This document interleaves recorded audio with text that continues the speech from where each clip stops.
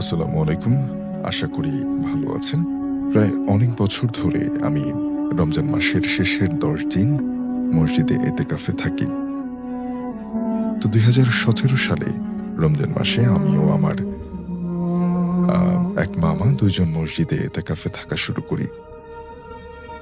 তবে ১ম তেমন কোনো সমস্যা হয়নি। মাঝে মাঝে অজু করার কল কে যেন ছেড়ে যেত। ওই কল থেকে পানি পড়ার শব্দ শুনতে পেতাম। তবে যাবার পরে দেখতাম যে সব স্বাভাবিক। অর্থাৎ কল থেকে কোনো পানি পড়ছে না, কলটা স্বাভাবিকই আছে। এমনকি দূর থেকে আমরা দেখেছিও যে কল থেকে পানি পড়ছে। কিন্তু কাছে গিয়ে দেখতাম কল বন্ধ। মূলত আমি ওই মসজিদের রেগুলার একজন মুসল্লি, তাই এইসব বিষয় আমার জানা ছিল। আমি এইসব বিষয় নিয়ে তেমন একটা মাথা ঘামাতাম না। তবে ওই রমজানের ২৬ রোজায় আমার পরিবার থেকে মুসল্লিদের জন্য ইফতারের আয়োজন করে গরুর গোশতের বিরিয়ানি। তো সেদিন অনেক মানুষ সুন্দরভাবে ইফতারে অংশগ্রহণ করে এবং নামাজ পড়ে চলে যায়। আমরাও মসজিদ পরিষ্কার করতে থাকি। তো সবকিছুই স্বাভাবিক ছিল। এশার নামাজও শেষ হলো। আমি আর আমার ওই এলাকার মামা মসজিদে ২ জন ঘড়ির দিকে তাকিয়ে দেখলাম প্রায় ১১টার মতো বাজে। এখন ঘুমানো দরকার। তাই তো ঘুমাতে চলে গেলাম। সেদিন কেন যেন ঘুম আসছিল না। মূলত আমি যদি কোনো নতুন জায়গাতে যাই সহজে আমার ঘুম আসে না। তো প্রায় ১২:৩০ মতো বাজবে আনুমানিক। মসজিদের ভেতরে ঢোকার গেটের কাছে হাড় চাবানোর শব্দ শুনতে পাচ্ছি আমি। আমরা যেখানে ছিলাম ওই জায়গায় বিছানার চাদর দিয়ে ঘেরা ছিল। বিধায় মসজিদের ভেতরে ঢোকার দরজাটা দেখা যেত না। যাই হোক, হাড় চিবানোর একটা শব্দ শোনা যাচ্ছে। ১ম এ ভাবলাম কুকুর হবে। তবে আমি নিজে মসজিদের মেইন গেট বন্ধ করে দিয়ে এসেছি। তালা মারা চাবি আমার কাছে এবং সম্পূর্ণ মসজিদ পাঁচিল দিয়ে ঘেরা, কুকুর ঢোকা কোনোভাবেই পসিবল না। তো হাড় চিবানোর শব্দের পর মসজিদে ঢোকার গেটে যে তালা দেয়া ছিল ওই গেটের তালায় একটা ধর্মর শব্দ আসছে। মনে হচ্ছে কোনো প্রলয়ঙ্কারী শক্তি বড় একটা হাতুড়ি দিয়ে গেটটায় জোরে আঘাত করছে। আমি ভয়ে দেখতে যাচ্ছিলাম কি হচ্ছে, কিন্তু অবাক হয়ে গেলাম। মসজিদের আর কেউ ঘুম থেকে উঠছে না। এত বিকট শব্দে সবার উঠে যাওয়ার কথা। কিন্তু কেউ ঘুম থেকে উঠছে না। তো হঠাৎ ওই মামা আমাকে ডেকে বলল চুপ করে ঘুমাতে। উনি বাইরে গিয়ে একটু দেখে এসেছিলেন। তবে আমাকে বলেননি কি। তখন আমি দোয়া পড়তে শুরু করে দিই এবং আল্লাহর রহমতে কোনো ক্ষতি হয়নি। এটা ভাবি যে আমি সেদিন কি হলো এবং কিভাবে হলো। মসজিদ নিয়ে অনেক ঘটনা আছে আমার কাছে। মূলত আমার ভালো লাগে এসব প্যারানরমাল ঘটনাগুলো শুনতে এবং কালেক্ট করতে। এবং অনেক মুরুব্বির কাছ থেকে আমি শুনেছি সত্য প্যারানরমাল ঘটনা। আস্তে সময় করে আপনাকে লিখে পাঠাবো ইনশাআল্লাহ। ঘটনা গুছিয়ে লিখতে পারিনি, ভুল হলে ক্ষমা করবেন। নিজের সাথে ঘটে যাওয়া একটা ঘটনা, তেমন কাউকে বলা হয়নি কখনো। শুরু করলাম। আমার নাম দীপ্ত আচার্য। বাসা টাঙ্গাইল জেলার কালিহাতী থানার বলধি গ্রামে। আমি একজন হিন্দু ব্রাহ্মণ পরিবারের সন্তান। আমি সবেমাত্র এইচএসসি দিয়েছি। আমি যে ঘটনাটি শেয়ার করতে যাচ্ছি সেই ঘটনাটি ঘটে তখন আমার বয়স ৭ বছর। ঘটনাটি ঘটে ময়মনসিংহে আমার মামার বাড়িতে। অনুষ্ঠানটি হলো সাধারণত ব্রাহ্মণ পরিবার থেকে ব্রাহ্মণ পরিবারের ছেলেদের ৭ বছরের পর পৈতা দেয়া লাগে। এক কথায় মুসলমান ভাইদের যেমন মুসলমানি করানো হয়, আমাদেরও এই পৈতা গ্রহণ করতে হয়। এই পৈতা নেয়ার কিছু নিয়ম রয়েছে। যেমন আমাকে ১১ দিন ১১ রাত একটি ঘরে বন্দী করে রাখা হয়। আমি এই ১১ দিন কোনো প্রকার সূর্যের আলো দেখতে পারবো না, ভাত খাওয়া যাবে না, শুধু ফল খেয়ে থাকতে হবে। আর বাথরুমে গেলে চোখে গামছা বেঁধে দেবে সবশেষে আমার মাথা নেড়ু করে দিবে। এক প্রকার এই ১১টা দিন কাটালাম আজ। বের হলাম সেই বন্ধ কুঠির থেকে। বের হয়ে অনেক ভালো লাগছিল আমার কাছে। এরপর যা হলো, সেদিন রাতে খাওয়া-দাওয়া সেরে আমি আর আমার মামাতো ভাই বের হলাম। রুমের পাশেই রাস্তা। তাই মামাতো ভাইকে বললাম, "চল একটু রাস্তায় যাই।" বলল, "ওকে চলো যাই।"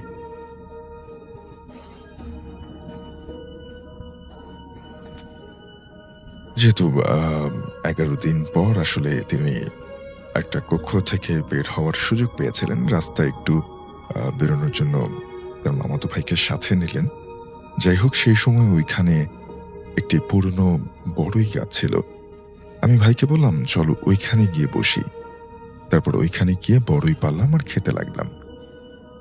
এমন সময় হঠাৎ করে একটা ভীষণ বাতাস শুরু হলো এবং অবাক করা বিষয় হলো, এই বাতাস কোনো বাতাস নয়, এটা একটা গরম হাওয়ার মতো। রীতিমতো চুলার পাশ থেকে যেরকম গরম হাওয়া পাওয়া যায়, ঠিক একই রকম একটা আঁচ লাগছিল সেই বাতাসে। এইরকম হাওয়া আগে কখনো পাইনি। হঠাৎ আমি আমরা সবাই চিন্তা করলাম বাড়িতে ফিরতে যাব। এমন সময় লক্ষ্য করে দেখলাম রাস্তার ধার দিয়ে একটা বাচ্চা মেয়ে হেঁটে আসছে। আমি আমার মামাতো ভাইকে বললাম যে, "দেখ তো, চিনিস নাকি ওই বাচ্চাটাকে?" ভাই বলল, "আমি ভালো করে দেখতে পারছি না।" কি আর করব, এক মনে দেখতে লাগলাম যে কি ওটা। কি করে আমি দেখছি যে সে একদম পিচ্চি একটা বাচ্চা। বাচ্চাটা সেই বাতাসের মধ্যে দিয়ে কিছু ধুলা উঠছে। এর মধ্য দিয়ে সামনের দিকে এগোতে লাগলো। কাছে আসার পরপরই দেখলাম যে মেয়েটার চোখ দুটিতে কোনো মনি নেই। একেবারে সাদা ধবধবে দুটি চোখ। আমি ভীষণ ভয় পেয়ে কাঁপতে শুরু করলাম। এমন সময় ওই মেয়েটা আমাদের পাশ দিয়ে হেঁটে চলে গেল। আর মেয়েটা চলে যাওয়ার সাথে, সাথে আমরা দেখলাম যে আ সেই গরম বাতাসটা, হাওয়াটা কোথায় যেন গায়েব হয়ে গেল। সামনে একটা তুলসী গাছ রয়েছিল। আমি দেখলাম যে মেয়েটা সেই তুলসী গাছটার দিকে যাচ্ছিল। তুলসী গাছটার ঠিক সামনাসামনি গিয়েই মেয়েটা হাওয়ায় মিলিয়ে গেল। আর পুরো জায়গাটা একেবারে থমথমে হয়ে গেল। একটু আগেই এখানে একটা ঝড়ো বাতাসের মতো বইছিল। আর এখন মনে হচ্ছে এটা কোনো শ্মশান। চারিদিকে কোনো শব্দ নেই। একদম নিস্তব্ধ হয়ে গেছে একটা গুমোট পরিবেশ। ওই তুলসী গাছটার দিকে একটু তাকিয়েছিলাম। গাছটা একেবারে স্থির হয়ে আছে। গাছের একেবারে ডগায় কিছু পাতা কেমন যেন আলাদা করে কাঁপন দিয়ে উঠল। আমরা ২ জন দৌড় দিয়ে বাসায় চলে আসলাম। তখন বেশ রাত হয়েছিল, তাই কাউকে ডাকাডাকি করিনি। আমরা শুয়ে পড়ি। মাঝরাত থেকে আমার শরীরে প্রচন্ড ব্যথা শুরু হলো। কোনরকম সকাল হলে সব ঘটনা বললাম আমার মায়ের কাছে। এরপর আর কোনো ঝামেলা হয়নি। তার পরের দিন আমি আমার বাড়িতে চলে আসি। ঘটনাটি ঘটেছিল আজ থেকে প্রায় ১৩ বছর আগে। এখন আপনাদেরকে এমন একটি ঘটনা শোনাবো যে ঘটনাটি অনেকটা পৌরাণিক গল্পের মতো লাগবে। লিসেনার্স, আপনারা জানেন গত কয়েকদিন আগে আমি, রাব্বি ভাই এবং রিফাত আমরা সিলেট ডিভিশনের হবিগঞ্জ জেলার নওয়াপাড়া টি স্টেটে হন্টেড প্লেস পরিদর্শনে গিয়েছিলাম। সেখানে প্রচলিত একটি ভয়ঙ্কর গল্পের সত্যতা এবং সেই জায়গার দেখতে আমরা সেখানে যাই এবং এই রিলেটেড কিছু ভিডিও ইতোমধ্যে আপলোড করা হয়েছে, আপনারা দেখেছেন। এবং সেই জায়গাগুলো আমরা পরিদর্শন করতে গিয়ে ফেরার সময় যেহেতু সূর্যাস্ত হয়ে যায় এবং আমরা দিকভ্রান্ত হয়ে পড়ি, আমরা সেই জায়গাগুলো থেকে বের হয়ে আসতে পারছিলাম না। আমরা কয়েক কিলোমিটার ঘুরেও আবার আগের জায়গাতে ফিরে আসছিলাম। আল্লাহর অশেষ রহমতে আমরা পথ খুঁজে পাই পরবর্তীতে। লিসেনার্স, সেই জায়গাটির বর্ণনা আমি প্রথমে আপনাদেরকে বলতে চাই। এই জায়গাটি মূল চা বাগান থেকে প্রায় ৫ থেকে ৬ কিলোমিটার ভেতরে এবং অনেক ভেতরে হওয়ার কারণে সেখানে সাধারণ মানুষ আসা যাওয়া খুবই কম করে। একটি সময় সেখানে কোনো মানুষেরই যাতায়াত ছিল না। তবে ইদানিং নিচু জায়গাগুলোতে লোকজন ধানের চাষ করে, তবে সেটাও মূল যেই হন্টেড প্লেস সেখান থেকে একটু দূরে, খুব বেশি দূরে না, একটু দূরে, একদমই কাছাকাছি কোনো চাষ করা হয় না, এবং ওই জায়গাতে লোকজন খুবই কম যায়। কেন কম যায়, এটাই ছিল আমাদের প্রশ্ন, এবং আমরা সেটা জানতে পেরেছি, এবং যে বিষয়টি জানতে পারি সেটাও আপনাদেরকে জানাতে চাই। আশা করি আপনাদের শুনলে ভালো লাগবে। লিসেনার্স, যে ঘটনার প্রেক্ষাপট ওই জায়গাটি মানুষের কাছে হন্টেড প্লেস হিসাবে পরিচিত হয়েছিল, সেই ঘটনাটি ঘটেছিল 1965 সালে। যার সঙ্গে ঘটেছিল তার নামটি আমাদেরকে বলতে পারে না স্থানীয় চা শ্রমিক নেতা দুলাল চন্দ্র।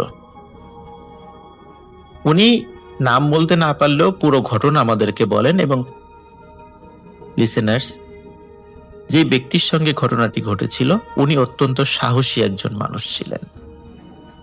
উনি রাতের বেলা একা একা হাঁটাহাঁটি করতে পছন্দ করতেন, এবং উনি এটা আকাঙ্ক্ষা করতেন যে রাতের বেলা উনি ভয়ঙ্কর কিছু দেখবেন, এই জন্যই রাতের বেলা উনি একা একা হাঁটাহাঁটি করেন।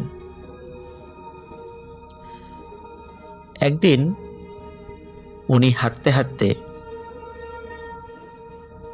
চা বাগানের অনেক ভেতরে চলে আসছে। আপনারা জানেন যে ওই সমস্ত অঞ্চলগুলোতেও অনেক আগে থেকেই চা বাগানের সৃষ্টি হয়েছিল, তবে সেটা এত ব্যাপকভাবে ছিল না এখন যেমন আছে, ছোটখাটো হিসাবে ছিল আর কি।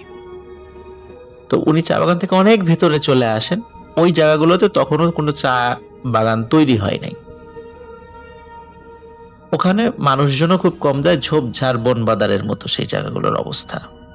ছোট ছোট টিলা আছে যদিও, কিন্তু সেখানে স্বাভাবিকভাবে দিনের বেলাও মানুষজন যায় না।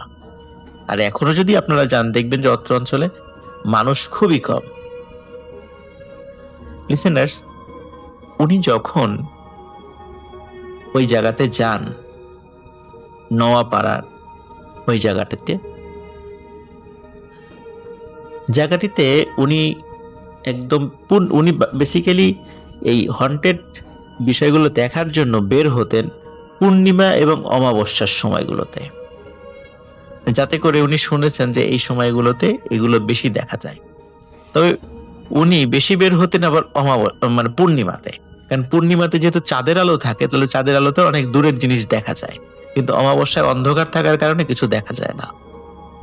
এই জন্য দুটো সময় বের হলেও এই দুটোর মধ্যে বেশি বের হতেন আবার পূর্ণিমার রাতে। তো ওই দিন ছিল পূর্ণিমার রাত। উনি বের হন, বের হতে হতে একটি বিশেষ জায়গায় উনি চলে আসেন, যে জায়গাতে আগে উনি ওইভাবে আসেন নাই। রাতের বেলা ফার্স্ট ওখানে চলে আসেন। আসার পরে উনি দেখেন ওখানে ছোট্ট একটি পুকুরের মতো, একদম ছোট্ট একটি পুকুরের মতো। তো উনি চিন্তা করলেন যে ওখানে গিয়ে একটু হাত মুখ ধুবেন উনি। তো উনি পুকুর থেকে একটু দূরে যখন আছেন, হঠাৎ করে পানির মধ্যে মানে ছল ছল শব্দ শোনা যাচ্ছে। তো উনি চিন্তা করলেন কি ব্যাপার, পানির মধ্যে এত রাত্রে এখানে ছল ছল শব্দ কিসের? তো উনি আরেকটু কাছে গিয়ে দেখার চেষ্টা করলেন। হঠাৎ করে উনি লক্ষ্য করলেন যে পুকুরের পশ্চিম থেকে পূর্ব দিকে কিছু একটি সাঁতার কেটে যাচ্ছে, এবং সাঁতার কাটার পরে সেই জিনিসটি আস্তে আস্তে মাটির উপরে উঠল। উনি ভাবলেন যে এটা কি হতে পারে, হয়তোবা রাত্রের নিশাচর প্রাণী পানিতে গোসল করে উঠেছে, এরকম মনে করেছেন উনি। তো উনি খেয়াল করলেন যে ওই প্রাণীটি আসলে পানি থেকে উঠছে তো উঠছেই, এই ওঠাটা শেষ হচ্ছে না। তো উনি চিন্তা করছেন কি ব্যাপার, প্রাণী কোন একটা নিশাচর প্রাণী হলে সেটাদের সাথে সাথে লাফ দিয়ে উঠে যাবে এবং এখান থেকে চলে যাবে, এটা দিয়ে খালি পানির থেকে উঠছেই উঠছেই, তো এই জিনিসটা কত বড়। তো উনি একটু কৌতূহলী হলেন উনি আস্তে আস্তে এগিয়ে গেলেন। যত আগাচ্ছিলেন তত ওনার কাছে স্পষ্ট হচ্ছিল যে এটা বিশাল আকৃতির কোনো কিছু। যেহেতু উনি সাহসী মানুষ ছিলেন, এই জন্য এই বিশাল আকৃতির এই জিনিসটি দেখার জন্য উনি আরো কাছে যাচ্ছিলেন। উনি একটা সময় দূর থেকেই হিস হিস শব্দ শুনতে পাচ্ছিলেন।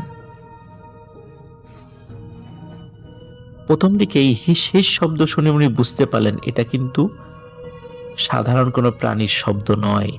এই ধরনের শব্দ সাপ করে থাকে। উনি আরো কৌতূহলী হলেন যে এত বড় সাপ কিভাবে সম্ভব। উনি আরো কাছে যাচ্ছিলেন ভয় না পেয়ে। একটি সময় উনি হিস হিস শব্দের পরিবর্তে গড় গড় গড় গড় আওয়াজ শুনতে পাচ্ছিলেন। তো উনি চিন্তা করছেন কি ব্যাপার, সাপ তো কখনো গড় গড় আওয়াজ করে না, এমন শব্দ হচ্ছে কেন। উনি আরো কাছে যান সাহস করে। লিসেনার্স, উনি কাছে গিয়ে দেখেন যে এটি বিশাল আকৃতির একটি সাপ। শুধু বিশাল আকৃতির হলে কোনো কথা ছিল না, উনি চাঁদের আলোতে স্পষ্টভাবে দেখতে পাচ্ছেন যে এই সাপের গায়ে সজারুর মতো কাটা কাটা আছে। উনি চিন্তা করলেন যে কি ব্যাপার, এটা কি প্রাণী, এটা সজারুর মতো কাটা কাটা আছে। উনি আরো কাছে যাওয়ার চেষ্টা করেন। উনি আরো কাছে যখনই যাওয়ার চেষ্টা করছিলেন তখন ঘটে আরেকটি ঘটনা। আসলে উনি কাছে যাওয়ার আগেই মুহূর্তের মধ্যে ওই প্রাণীটি ওনার সামনে চলে আসে। তখন উনি যে দৃশ্যটি দেখেন সেটি হচ্ছে এটি একটি সাপ, কিন্তু এর চেহারাটা কিছুটা মানুষের মতো, মানে পুরোপুরি না, কিছুটা মানুষের মতো।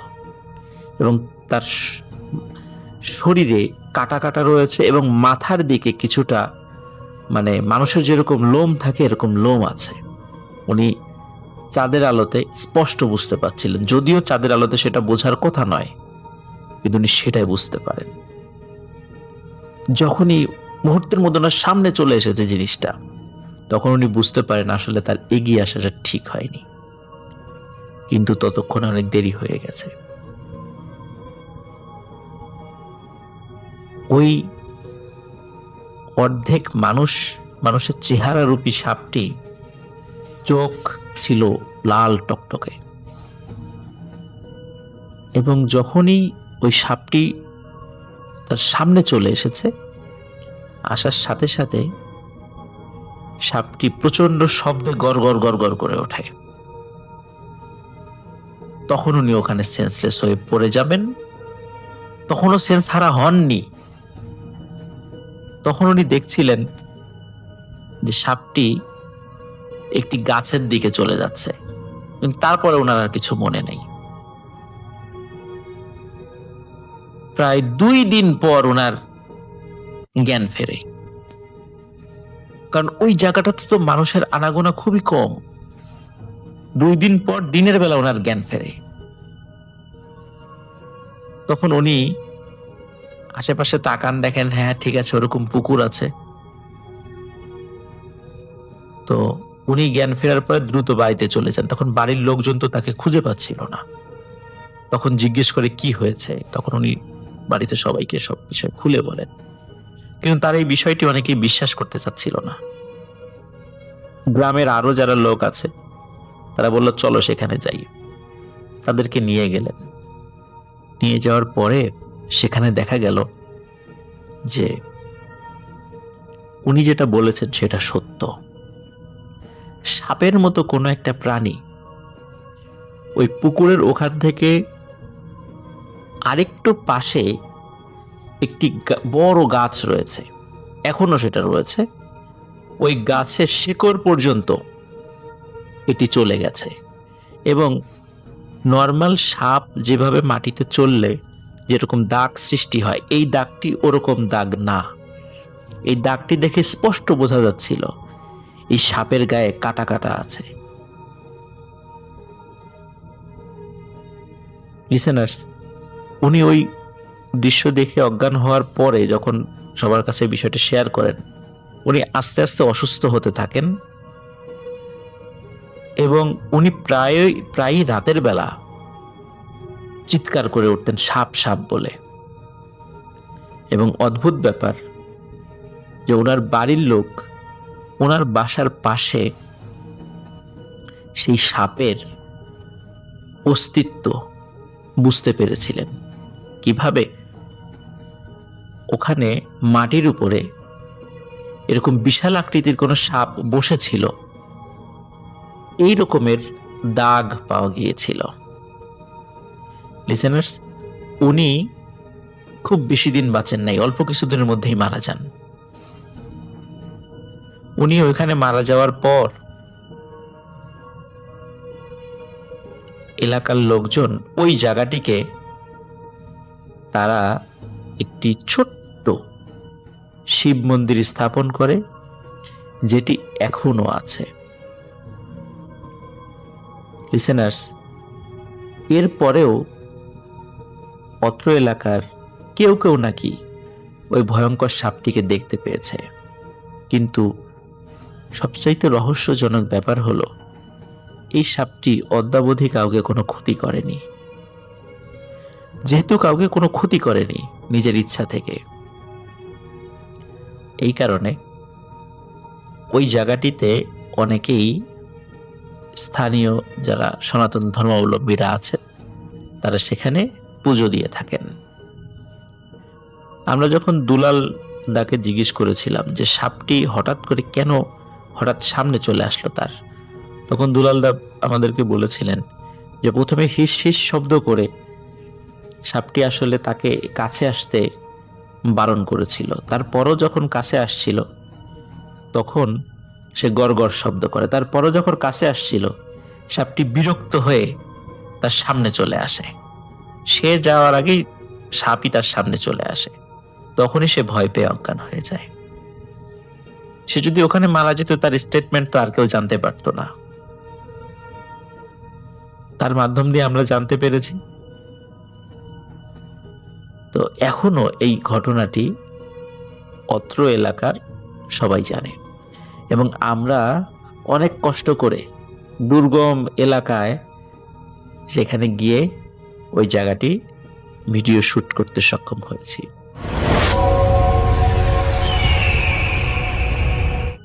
ওয়েদারটা কিন্তু সেরকম যে আপনারা যারা ঘটনা শুনছেন দেখবেন যাদের এখানে বৃষ্টি হচ্ছে না তাদের আকাশটা কেমন লাল হয়ে আছে। আমি এরকম একটা দিনে আমার একটা এক্সপিরিয়েন্সের কথা শেয়ার করব। আসলে আমি যখন মেডিকেল লাইফে পড়াশোনা করতাম, তো আমরা পড়াশোনার ফাঁকে প্রায় সময়ই ঢাকার বাইরে চলে যেতাম।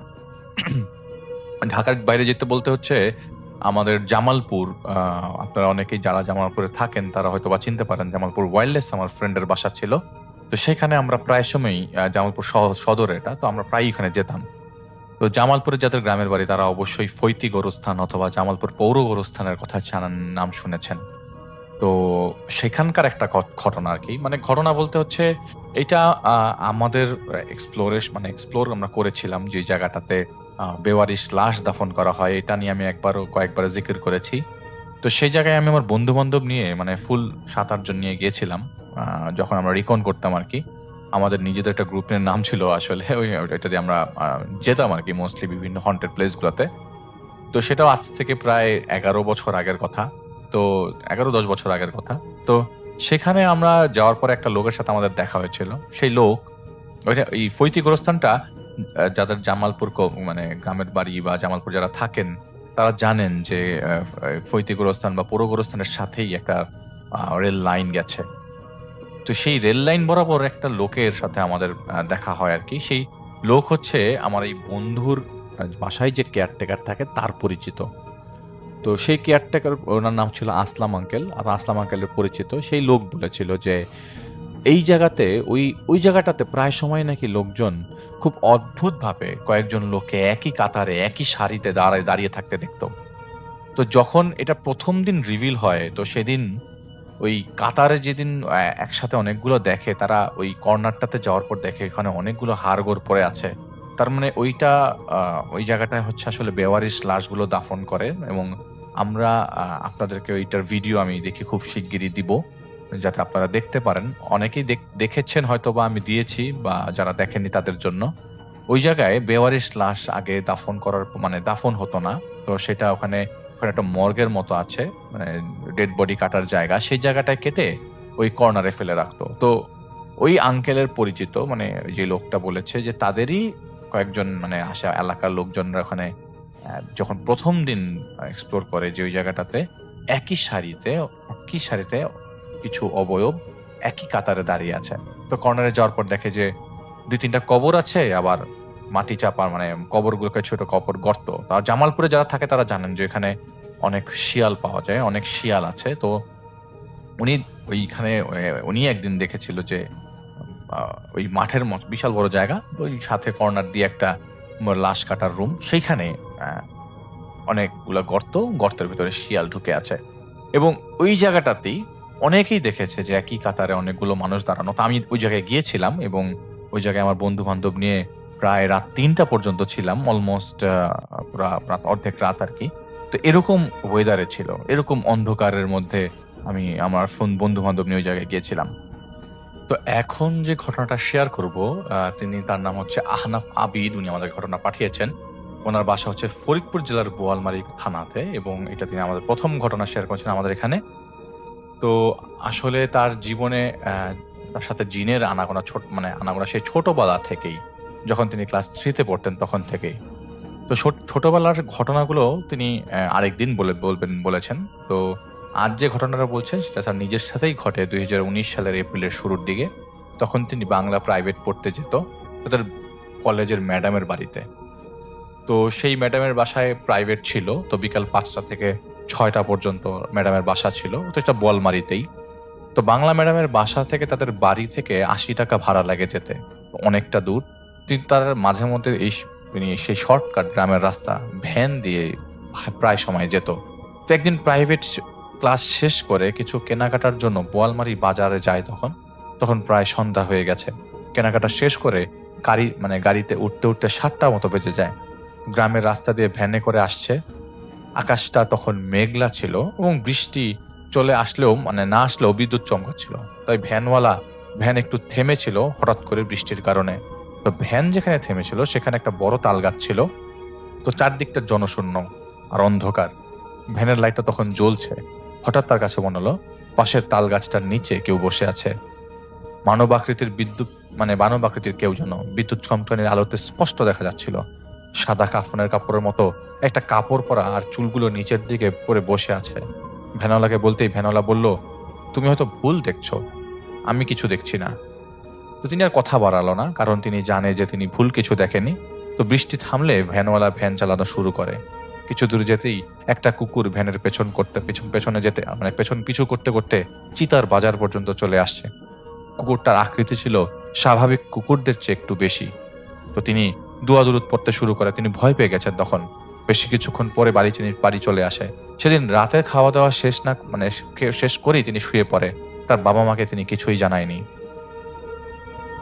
তো তারা অতদূর যদি জানায় তাহলে তারা আবার অতদূর পড়তে দিবে না। তো রাত কেটে গেল। পরের দিন সকালে ঘুম থেকে উঠে দেখে তার মা তার পাশে বসা, তার বাবা মসজিদের ইমাম। তো মায়ের কাছে তিনি জিজ্ঞেস করলো, কি হয়েছে ইমাম, আমার কি হয়েছে? মা বলল, মাঝরাতে তিনি ঘর খুলে বেরিয়ে যেতে দেখে তার বাবা। দরজা খোলার শব্দে তাদের ঘুম ভেঙে যায়। তার মা বাবা অনেক ডাকাডাকি করে, কিন্তু তিনি কোনো ডাকেই সাড়া দিচ্ছিল না। তারা তাকে আটকেও রাখতে পারছিল না। তার শরীরে নাকি অনেক শক্তি চলে এসেছিল, আর একটা কথাই বারবার বলছিল যে আমাকে ছেড়ে দিয়ে আমি চলে যাব, ও আমাকে ডাকছে। এভাবে কোনো রকম তাকে আটকে রাখে তার বাবা মা এবং চাচাতো ভাইয়েরা। পরে ইমাম সাহেব এসে ঝাড়ফুঁক করলে তিনি স্বাভাবিক হয়। পরে মায়ের কথা শুনে তার মনে পড়ে তার মা তো তাকে ডাকছিল। তখন আর তাদের এই কথাগুলো বলে না তিনি তাদেরকে। পরের দিন রাতে তিনি রাত ৩টার দিকে এত জোরে চিৎকার দিয়ে ওঠে এবং খাট থেকে পরে দরজা খুলে নিচের দিকে দরজা খুলে দৌড় দেয়। এত জোরে চিৎকার দিয়েছিল যে চিৎকারের শব্দে পুরো বাড়ির মানুষ তাদের ঘরের সামনে চলে আসে। ওই দিন রাতে হঠাৎ করে তার ঘুম ভেঙে যায় এবং দেখে মাথার পাশের জানালাটা খোলা এবং সেখানে ছিল নাকি নারকেল গাছ। নারকেল গাছের সাথে হেলান দিয়ে বসে আছে সেই মানুষটা, যাকে সেদিন বৃষ্টির রাতে বোয়ালমারি থেকে ফেরার পথে তাল গাছের নিচে দেখেছিল। তারপর থেকে তাদের বাড়ি ঘরের চালের উপরে কি যেন একটা চলাফেরা করতো, অনেক শব্দ করে এবং প্রায় শব্দ হতো। আর টিনের চালে ঢিল ছুড়লে যেমন শব্দ হতো ঠিক তেমন শব্দ হতো। এভাবে প্রায় রাতেই কিছু না কিছু হতো। তো তার এখনো পরিষ্কার মনে আছে সেদিন বৃহস্পতিবার রাতে তিনি ঘুমের মধ্যে কার সাথে জানি মারামারি করছিল এবং মারামারি করছিল একটা বিড়ালের সাথে। সেই বিড়ালটা তার গলা চেপে ধরেছিল এবং শরীরের বিভিন্ন অংশে আঁচড় দিয়েছিল। সকালে ঘুম থেকে উঠে দেখে তার শরীরের গলায়, ঘাড়ে, পিঠে, পায়ে, হাতে বিড়ালের আঁচড়ের দাগ, আঙ্গুলের দাগ। তো কলেজে যাওয়ার পর বন্ধুরা বলতো কি হয়েছে, এবং যেহেতু বিষয়টা নিয়ে হাসি তামাশা করবে সেহেতু তিনি কয়েকদিন কলেজে যাওয়া বন্ধ করে দেয়। শুক্রবার দিনটা তিনি ভালো ছিল। শনিবার দিন তিনি ওয়াশরুমে যাওয়ার পথে, তো ওয়াশরুমে যায়। তিনি ওয়াশরুম থেকে বের হয়ে দেখে যে সেই অবয়বটা তাদের টিউবওয়েলের সামনে দাঁড়িয়ে, আর তিনি ওটাকে দেখে নড়াচড়া করতে পারছিল না ভয়ে। আর সেই অবয়বটা তাকে ইশারা করে তার দিকে ডাকে। তিনি তার দিকে চলে যেতে থাকে এবং তিনি সব বুঝতে পারছিল কিন্তু কিছু বলতে পারছিল না, কাউকে ডাকতে পারছিল না। এক পর্যায়ে তাদের বাড়ি থেকে অবয়বটা অনেক দূরে তাকে নিয়ে যায় এবং তার সাথে শুরু হয় ধস্তাধস্তি। কিছুতেই তার সাথে তিনি পেরে উঠতে পারছিল না এবং দম প্রায় বন্ধ হয়ে আসছিল। তার শক্তি ম্যাচ করছিল না। মনে হচ্ছিল সেই সময়টা যেন তার শেষ সময়। তার বাবা মাকে খুব দেখতে ইচ্ছা করছিল, তখন আর বাঁচার খুব চেষ্টা করছিল যাতে তিনি বাঁচতে পারেন। আল্লাহকে তিনি প্রাণপণে ডাকছিলেন। হঠাৎ তিনি দেখতে পায় তার চারপাশে 5 জন মানুষ, তাদের মধ্যে একজন নারী। এবং তিনি বলেছেন যে প্রতি রাতে বিড়ালের সাথে যে মারামারি হতো, সকাল শরীর ভর্তি তিনি আঁচড়ের দাগ পেতেন। তো সেই 5 জন ছেলে যাদের মাথায় টুপি, মুখে দাড়ি ছিল, পরনে পাঞ্জাবি, আর মহিলাটা ছিল বোরকা জাতীয় কিছু একটা পরা, তারা সেই অবয়বটার সাথে মারামারি করে এবং এক পর্যায়ে সেখান থেকে চলে যায়। আর যার সময় বলে, আজ বাঁচিয়ে দিলি তোরা ওকে, কিন্তু পরবর্তীতে তোরা পারবি না ওকে বাঁচাতে। তিনি জ্ঞান শূন্য হয়ে যায় এবং সকালে আবিষ্কার করে নিজেকে তার রুমে। তখন প্রথম থেকে শেষ পর্যন্ত তিনি তার বাবা মাকে সবকিছু বলে। মা অনেকটা রাগ করেন যে এত কিছু তাদের কাছে কেন লুকানো হলো। এর মাঝে তার 3টা ফ্রেন্ড আসে তাদের বাসায়, রবিন, শিমুল এবং ফারুক। রাতে থাকে এবং খাওয়া দাওয়া করে ঘুমিয়ে পড়ে। মাঝে তাদের ঘুম ভাঙে বিড়ালের চিৎকারের আওয়াজে। তো নিচে দেখে বাসার ছাদের উপর 2টা বিড়াল তার দিকে চেয়ে আছে এবং বলছে, সেদিন তোরা তোকে বাঁচিয়ে গেল, আজকে বাঁচাবে। আজ আমরা দুজন এসেছি। এই কথা বলেই তার উপর ঝাঁপিয়ে পড়ে এবং অনেক ধস্তাধস্তিতে ফারুকের ঘুম ভেঙে যায়। ফারুক দেখে তার মুখের ভেতর দিয়ে লালা বের হচ্ছে এবং যে ভাই ঘটনা পাঠিয়েছে, এবং তিনি কারো মাথা চেপে ধরে আছে। আসলে সেই বিড়াল একটা মাথা চেপে ধরেছিল এবং বিড়ালটা বসেছিল তার বুকের উপরে। আরেকটা পায়ের উপরে ফারুক, রবিন, শিমুলকে ডেকে তোলে এবং তার মা বাবাকে ওরা ডাক দেয়। তো মা বাবা আসে, সেদিন রাতের কথাগুলো বলে এবং অবস্থা খারাপ দেখে তার বাবা মা আবারও একটা কবিরাজকে ডাকে এবং সেই কবিরাজটা মহিলা কবিরাজ। সেই মহিলা কবিরাজ ছিল তাদের ছোট মামির দাদি, তো তাকে তারা বড় মা বলতো। তো বড় মা তাদের বাড়িতে আসে এবং নিয়ম অনুযায়ী যা যা লাগে সবকিছু বলে, কি কি লাগবে। তো তার বাবা মা সেগুলো আগে থেকে এনে রেখেছিল। রাতে তিনি তাকে গোসল করানোর পর বাড়ি থেকে একটু দূরে নিয়ে যায় এবং গোসল যখন শুরু করবে তখন তিনি অস্বাভাবিক আচরণ করছিল। গোসলের জন্য নাকি বড় মা তার গায়ে পানি দেবে, তখনই তার চোখ দুটো নাকি লাল টকটকে হয়ে গিয়েছিল এবং তিনি এক হাতে সেই বড় মার গলা চেপে ধরেছিল এবং আরেক হাতে তার মায়ের 2 হাত দিয়ে দুজনকে নাকি মাটি থেকে অনেক উপরে তুলে ফেলেছিল। তো তার একটা জ্ঞান ছিল না, তিনি বুঝতে পারছিল কিন্তু কিছু বলতে পারছিল না। এর ভেতরেই তিনি লক্ষ্য করেন যে 6 জন মানুষ ঠিক আগে যাদের দেখেছিল তারা 5 জন নতুন আরেকজন বয়স্ক। সেই মানুষগুলো তাকে ধরে রাখে এবং তার শরীর থেকে সেই অবয়বটাকে বের করে দেয় এবং অনেক দূরে পাঠিয়ে দেয়। এই অবয়বটা তার শরীর থেকে বের করে দেওয়ার আগে নাকি তার সেই বড় মা তার কাছে সবকিছু জানতে চায়, কেন সে তার উপর ভর করে এবং কেন সে কষ্ট দিচ্ছে। সেই অবয়বটা নাকি বলে আসলে সে ছিল একটা সে এখানে যে তার কাছ থেকে যেতে চাচ্ছিল না একটা শর্তে, এবং যদি যায়ও সেটা একটা শর্ত ছিল যে সে এই ছেলেটাকে নিয়ে যাবে সাথে করে। তো সেদিন রাতে এই ভাইটাকে সেদিন রাতে বৃষ্টির সময় তিনি যখন তাল গাছের নিচে বসেছিল তখনই সে তাকে দেখে ফেলে এবং দোয়া দুরুদ পড়ে। তো এতে তার অনেক ক্ষতি হয়ে যায়। তো তিনি চেয়েছিল তাকে মেরে ফেলতে কিন্তু পারেনি। আর 5 জন ভালো জিনও তার নজরে চলে আসছিল, তারা ওকে বাঁচিয়েছে। তো এখন তিনি একটা শর্তে যাবে, যদি তাকে সাথে নিয়ে যায় ওই ছাড়া তিনি যেতে পারবেন না তাকে ছাড়া। তো বদজিনটা তার শরীর থেকে চলে যায় পরবর্তী সময়ে অনেক কথাবার্তার পরে, এবং উনি জ্ঞান হারিয়ে ফেলে। তো জ্ঞান ফেরার পর তার বড় মা তাকে গোসল করে এবং একটা তাবিজ দেয় সবসময় শরীরে রাখার জন্য, বাড়ি বন্ধ করে দেয়। কিন্তু দুঃখের বিষয় পরের দিনই সকালবেলা তার ঢাকা থেকে ফোন আসে, তার ভাবির বেবিটা নষ্ট হয়ে গেছে, তো বাচ্চাটাকে বাঁচানো যায়নি। পরে দেখা যায় বাচ্চাটার গলায় সেই বিড়ালের 4 আঙ্গুলের দাগ নাকি পরবর্তী সময় পাওয়া যায়। তো তিনি আসলে তার বড় মা তার শরীর বন্ধ করে দেয়। এরপরে তার মার কাছ মুখ থেকে জানতে পারে যে সেদিন যে নতুন একটা জিন সহ 6 জন দেখতে পেয়েছিল, তারা সেটা হলো একটা বয়স্ক জিন, সেটা তার বড় মার, তার দ্বারাই তিনি উপকার পেয়েছিলেন। আর বাকি 5টা জিন ছিল ওই সময় তাকে মাঝে মধ্যেই সাহায্য করত, এবং সেই মহিলা জিনটা তাকে অনেক পছন্দ করত। আর পুরুষ জিন 4টা নাকি ওই মহিলা জিনের ভাই। তো এটা ছিল তার ঘটনা, এবং তার আগের থেকে তার সাথে অনেক জিন থাকতো, এটা তিনি বলেছেন আমাদেরকে। তো আশা করছি আপনাদের ঘটনাটা আপনাদের পছন্দ হবে। তো আমি জাস্ট বলতে চাই যে আমি যে শুরুতে ঘটনাটা শেয়ার করলাম জামালপুরে, তো আপনারা যারা জামালপুরে আছেন, এটা কিন্তু আমার নিজের একদম আমি নিজে ওখানে দাঁড়িয়ে থেকে ঘটনাটা কালেক্ট করেছিলাম। যে আপনারা যদি জামালপুরের ফৈতি গোরস্থান অথবা আশেপাশে জামালপুরের শহরের ভিতরে কেউ যদি আমাদের ঘটনা শুনে থাকেন, তারা অবশ্যই জানবেন যে ওই জায়গায় যে ফৈতি গোরস্থান আছে বা পৌর গোরস্থান আছে সেটা, এবং ফৈতি গোরস্থানের আগে বেওয়ারিশ লাশের কাটার পরে সেই জায়গাটায় আসলে দাফন হতো না। এখন সরকারি নিয়মে পৌর কবরস্থানে সরকারি নিয়ম অনুযায়ী মুসলিম আমাদের ইসলাম ধর্ম অনুযায়ী সব ধরনের রিচুয়াল পালন করেই পৌর কবরস্থানে দাফন করা হয়। আগে সেটা ছিল না। আমি যে ঘটনাটা প্রথমে বলেছিলাম সেটা অলমোস্ট প্রায় 20 বছর আগের ঘটনা। তারা আগে এই জায়গায় দেখেছিল, 15-20 বছর আগের ঘটনা। আসসালামু আলাইকুম রাসেল ভাই, আশা করি আপনি ভালো আছেন, কারণ আমি জানি আপনি সব সময় ভালোর দলেই থাকেন। তো রাসেল ভাই, আমি লালমনিরহাট থেকে শাকিল আহমেদ বলছি। রাসেল ভাই, আজকে আমি যে ঘটনাটি আপনার সঙ্গে শেয়ার করছি, এই ঘটনাটা একটা শ্মশান রিলেটেড ঘটনা। যেই শ্মশানটার নাম কালোডাঙ্গার শ্মশান।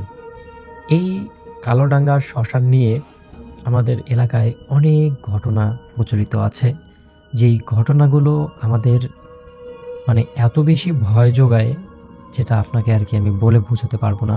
যাই হোক, আমি একটি ঘটনা আপনার সঙ্গে শেয়ার করছি। আমি আশা করছি ঘটনাটি আপনার কাছে ভালো লাগবে।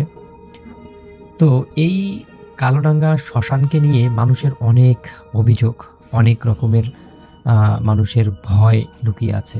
বিশেষ করে রাতের বেলায় কেউ সেদিকে যায় না, কারণ রাতের বেলায় যেই এই শ্মশানের পাশে যায় বা শ্মশানের দিকে যায়, তার কোনো না কোনো সমস্যা হয়। সর্বনিম্ন যেই সমস্যাটা সেটা হচ্ছে এত বেশি জ্বর আসে যে যেই জ্বরটা ডাক্তার কবিরাজ পর্যন্ত সারাতে প্রায় 1 মাস সময় লেগে যায়। আমি যেই ঘটনাটা আজকে আপনার সঙ্গে শেয়ার করছি, এই ঘটনাটা আমার একজন বন্ধুর সাথে। সে একজন খুব সাহসী ছেলে, সে বর্তমান সময়ের ছেলে, এই জন্য খুব সাহস তার নাম রবিউল ইসলাম। সে কখনোই এইসব ভূত পেতের গল্পতে বিশ্বাস করতো না। রাসেল ভাই, এলাকার কিছু থাকে না ছেলে যারা অনেক সাহসী, ভূত পেত ভয় পায় না, এইরকম টাইপের একটা ছেলে হচ্ছে রবিউল ইসলাম। তো সে একদিন আমাদের সাথে না, আমি আসলে সেখানে জড়িত ছিলাম না কোনোভাবে। তো আমার যে বন্ধু বান্ধব ছিল তাদের সঙ্গে বাজি করে আর কি, যে একমাত্র চ্যালেঞ্জ দেয় যে আমি রাত 2টার সময় সেই কালোডাঙ্গা শ্মশানে গিয়ে একটা জ্বলন্ত চিতার পাশে দাঁড়িয়ে মোবাইলে ভিডিও করে নিয়ে আসবো, আর এই ভিডিওটা যদি তোমাদেরকে দেখাতে পারি তাহলে তোমরা আমাকে সবসময় আর কি সাহসী বলে ঘোষণা দিবা, এটা আর কি বলে। অনেকেই অনেক রকমের আর কি ওকে সান্ত্বনা দেয় যে আসলে এটা কখনোই সম্ভব না, তুমি যেও না, তোমার ক্ষতি হবে। তো এক পর্যায়ে এই ঘটনাটা এলাকার যারা মুরব্বী ছিল তারা জেনে যায়, এবং তারা রবিউল ইসলামকে খুব বেশি শাসন করে যে এটা কখনোই সম্ভব না, সেখানে কোনোভাবেই যাওয়া প্রয়োজন নেই। তো এই পরে যখন দেখে যে না, রবিউল তাদেরকে উল্টাপাল্টা কথা বলে যে না, এগুলা আপনাদের অন্ধবিশ্বাস, এগুলো কখনো হবে না। এগুলা শোনার পর ওই যে শ্মশানের যারা ম্যানেজিং কমিটিতে ছিল, তারা সেই শ্মশানটা চতুর্পাশ দিয়ে ঘিরে সেখানে তালা লেগে দেয়, যেন কেউ রাতের বেলা সেখানে যায় না। কারণ তারা তো এই শ্মশানের পরিণতি জানে, তারা জানে বলেই তারা এই এতটা সচেতন। কিন্তু রবিউল তো সেটা জানে না। রবিউল এই সব কিছু বলে যে এতে ভয় পাওয়ার কি আছে, আজব কথা। সে সব কিছু নর্মালি নেয়। কিন্তু সেই রাত, যেই রাতে আসে চরম একটা বিপর্যয়। রবিউল হাতে টর্চ, মোবাইল নিয়ে বেরিয়ে পড়ল সেই শ্মশানের দিকে। চারপাশটা সেদিন এত নিস্তব্ধতা, এত কুয়াশার ঘন যে 2 হাত সামনের জায়গাটাও ঠিক মতো দেখা যাচ্ছে না। এমন একটা দিন সে বেছে নেয়, কারণ এই দিনে কেউ ঘরের থেকে বাইরে আসবে না, তাহলে আমার কাজটাও সহজ হয়ে যাবে। তারপর সে দূরের সেই শ্মশানের দিকে এগোতেই একটা পোড়া গন্ধ তার নাকে আসতে লাগলো, যেন মনে হচ্ছে সদ্য কোনো লাশ দহ করা হচ্ছে। মানে এত রাত্রে, প্রায় রাত 2টার দিকে এরকম একটা গন্ধ সে পাচ্ছে। তারপর সে এই সব কিছুকে উপেক্ষা করেই সেই শ্মশানের দিকে গেল এবং শ্মশানের দেখলো যে তালা দেওয়া, কিন্তু ভিতর থেকে সেই পোড়া দেহের গন্ধ আসতেছে। তারপর সে করলো কি, সেই যে শ্মশানের প্রাচীর ছিল, সেই প্রাচীর টপকে শ্মশানের ভিতরে ঢুকলো। ঢুকতেই সে থমকে দাঁড়ালো, একদম স্তব্ধ হয়ে গেল। সে দেখলো চিতায় জ্বলছে, আশেপাশে কেউ নেই, অটোমেটিকলি সেখানে যেন কিছু একটা চলছে। রবিউল এবার বলল, কে ওখানে, কে আছো, কে এত রাত্রে, কে ওখানে?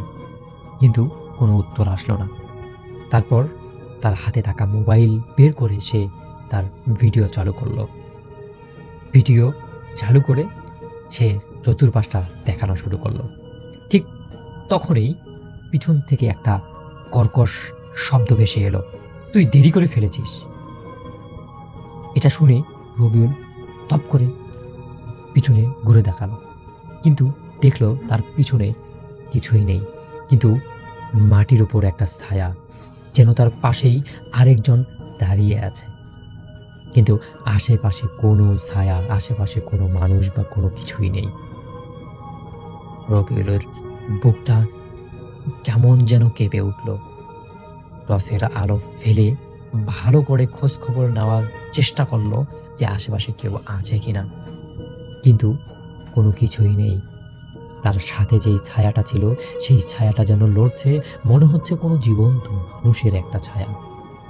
হঠাৎ সেই জ্বলন্ত চিতার আগুন অস্বাভাবিকভাবে আরো জোরে জ্বলে উঠল, আর আগুনের ভিতর থেকে ধীরে ধীরে একটা কালো রঙের হাত বেরিয়ে এলো, যেটা পোড়া, কিন্তু কোনোভাবেই লড়ছে না, যেন হাতটা উপর দিকে করে কাউকে ডাকছে। রবিউল পিছাতে পিছাতে হঠাৎ করে হোঁচট খেয়ে তার মোবাইলটা পড়ে গেল মাটিতে, কিন্তু তখনও ক্যামেরাটা চালু। স্ক্রিন দেখা যাচ্ছে এবং সেখানে দেখা যাচ্ছে চিতার আগুনের ভিতর থেকে একটা অর্ধেক পোড়া মানুষ উঠে বসল। তার চোখে পুরো সাদা, আর সে সরাসরি ক্যামেরার দিকে কেমন যেন ভুতুড়ে হিসেবে তাকিয়ে আছে। এই সব কিছু দেখে রবিউল এত জোরে চিৎকার করলো যে চিৎকারের কোনো আওয়াজ হলো না।